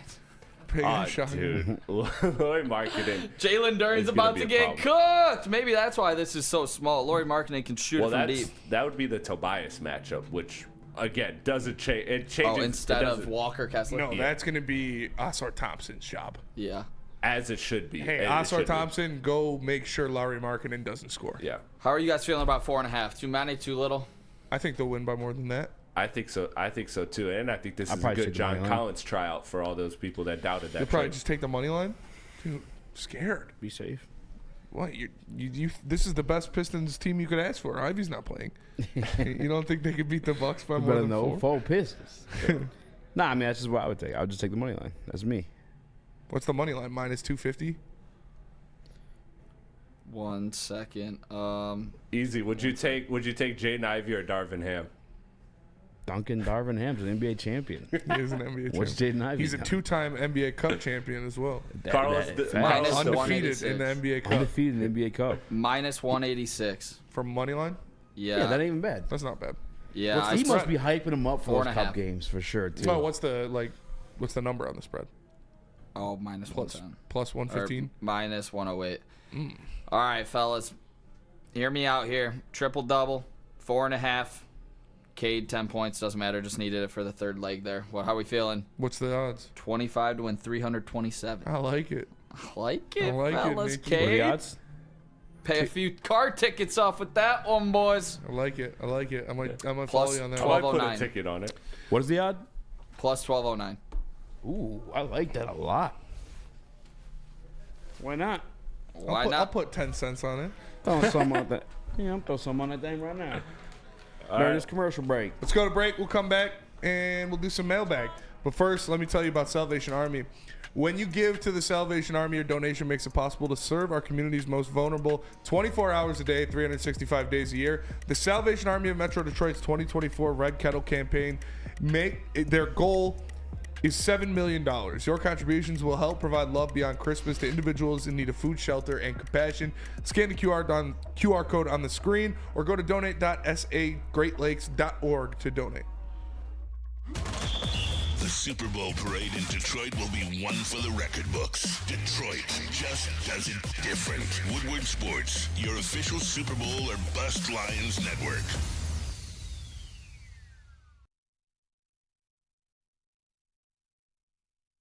Walk into any Lady Jane's Haircuts for Men today. Open 7 days a week. Sit back, relax, and enjoy precision haircut, scalp massage, hot leather neck shave, and hot towel treatment from one of our talented stylists. Step up your game this season and take advantage of our $20 haircut special.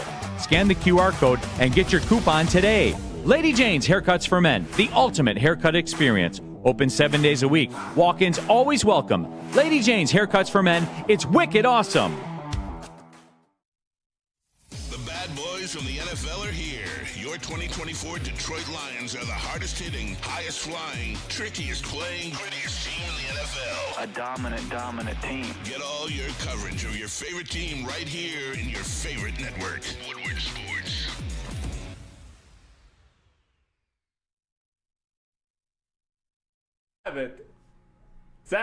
Sabbath Coffee Roasters. Locally roasted specialty coffee dropped off right to your door. Make sure you go to SabbathCoffeeRoasters.com. Use code word Woodward to get 25% off your first order. Sabbath Coffee Roasters. Support local and enjoy game day right with Sabbath Coffee Roasters. What up, though? Welcome back to World Heavyweights Live on Sports.com. Me, Joe Bashimo, Rax, young Chris. That's not so young anymore. He's officially 29. So that's old Chris. We got Crash Out Colo. Crash Out Colo. Get those questions in for the mailbag segment. Chris, do you feel like you got to knock out a lot in this year before the big three help? Yeah, before you kick the bucket, bud. Dude, I don't know. Kick the bucket. Come on. What do you start calling yourself, Pop Pop? I don't know. When you got your stinky meat. When you start freezing weird meats. Like 10, 15 years ago? When was it for you? What'd you say? When you start freezing weird meats? No, like you're like OG. Like I'm asking like from an OG. You know, like when did like the knee pain start kicking in, the back pain? Like am I close to that? You gotta tell me, old man. You're way older than me. You got the big players. Don't deny it. At least you got your hair. Be happy. Be proud of that. Yeah, I for sure. I know Pop Pop did some weird shit, but he gave you good hair. Hey, you know what's sick? I'm sick about that. I never got to be able to ask. I definitely would have asked that if I heard that story. I would have been like, "What the hell is going on?" Wait, you would have asked for a whiff of that meat. Hey, yo, Pop Pop. Still got that good shit. For the people who don't know what we're talking about, can you provide some context if you're comfortable with it? No, I mean, it's already out there. Because honestly, yeah. Dad smelled his grandpa's meat. No, that's not As what punishment. happened. That's exactly what happened. What nationality was he? Fucking German. weird. I'm sorry. Weird Dorian. It's not your birthday anymore, so. I'm sorry. What nationality was you? German. German? So you're German, eh? So Chris is so you're a German, eh? So Chris is late grandfather. Shout out. Okay, you look like a worm with braids. He's German, and he had like meat with all kinds of peppers and shit, like weird shit. Yeah, it's just like like a weird some concoction. dirty meat. Yeah. As this guy punishment, goes, Chris, you comfortable telling the story? I will. You didn't say clear out. It's already out Clear there. out. Yeah. We can clip it. Well, because you're gonna try to downplay it, like it's not weird. It was weird. Yeah, No, because I'm how not you said it originally with full confidence, like it's everything that a young As is boy completely normal, experiences yeah. with his grandpa all the time. As punishment, Chris's grandfather would make the kids sit on his lap and smell meat. Smell his meat. Like this just absolute concoction of terrible burger that apparently my grandfather loved. And no, this all started when I said, hey, we were talking about weird shit, and I was like, guys, this is weird. I didn't come up like, hey guys. I think we're talking I about think we were shit. talking about getting whooped. Yeah, we were talking about getting Yeah, whooped. you're like, I never gotten whooped, but Like my grandpa didn't hit me, but he made my dad smell his meat. That'll do it for the Also punched a homeless person. Yeah, you did. He punch also a punched a homeless That was person. something he bragged about as well. which that's kind of cool though. That was a big flex of mine. Yeah. Yeah. You know, top 5 moment of your life. I had a bad moment once leaving Ann Arbor. I had some like leftover Mongolian barbecue, and some homeless person came up and asked for it. I was wasted, and I was like, I was not giving this food up, and I was like, not a chance. Not a chance, you fucking bum. It was like not a good moment in my life. Like God, I was you smell pretty like drunk. piss. Get the fuck away from me. No, it was just a real quick, just like I could like definitely not see a Crash chance. Out Cole off doing that. I And used to give feel out bad, but the government phones. Hey, I gave $1 away to my guy on the corner at Detroit. $1. Shout out. Yeah, Just- I had a single. That's I had a a pretty single. cheap blowjob. Usually they were on 50 cents, so they were up in it today. I used to give out government phones, For one special. and I'd be in Detroit. And one time, this guy, he was like a heroin addict, and but he always came by and he always smelled like piss, dude. And I had to like fucking, the line was like bumping. Yeah. I had like the slide phones that day. They're hot, and yeah, he smelled like piss, and he was like kind of like, I don't know, like nodding out some weird shit. Probably tweaking. Yeah, one of the guys in line just fucking turned around, just fucking rock this shit. No You see, get the fuck out of here. There's kids here and shit like that. Yeah, I was one of the like, guys oh, in damn. line, right? But to be honest with you, not gonna lie, this guy it was like 5 people back, and I could smell the piss still. I was fucking great. I was happy. I was like, thank God. One time when I was in Cali, if we're sharing, Homeless stories. Yeah. I was in Cali and we were, I was chilling with my friends, and they live out there, right? And there was this bum in the street, and they were like yelling at him, like get the fuck out of here. I was like, dude, relax, like You know, he's a homeless Dude, they guy. hate homeless Cut him some people in slack. LA. They're like, no, these homeless guys out here are such pussies compared to the ones that you deal with in Detroit. They got fucking 70 and sunny every fucking day. I'm That's fair. I mean, it's fair, but still, you don't got to yell at the guy. Yeah, if I was gonna be homeless, I think I've said this on there too. Oh, you're going to California. Yeah, Going to a blue California, state where it's Hawaii. sunny. Yeah, dude. Now, how the fuck are you going to get to Hawaii if you're homeless? And when I was in Hawaii, there was a lot of bums, and they're like, "Yeah, I was homeless and I found a way here." How? I mean, What did they give a blowjob to a steamboat captain? Like what? I mean, honestly, yeah, I think like 3 or 4 blowjobs get you to Hawaii. Well, I one way like what, $500? Is that how you got there? Yeah. All right. Well, That's how my that'll girl do got it for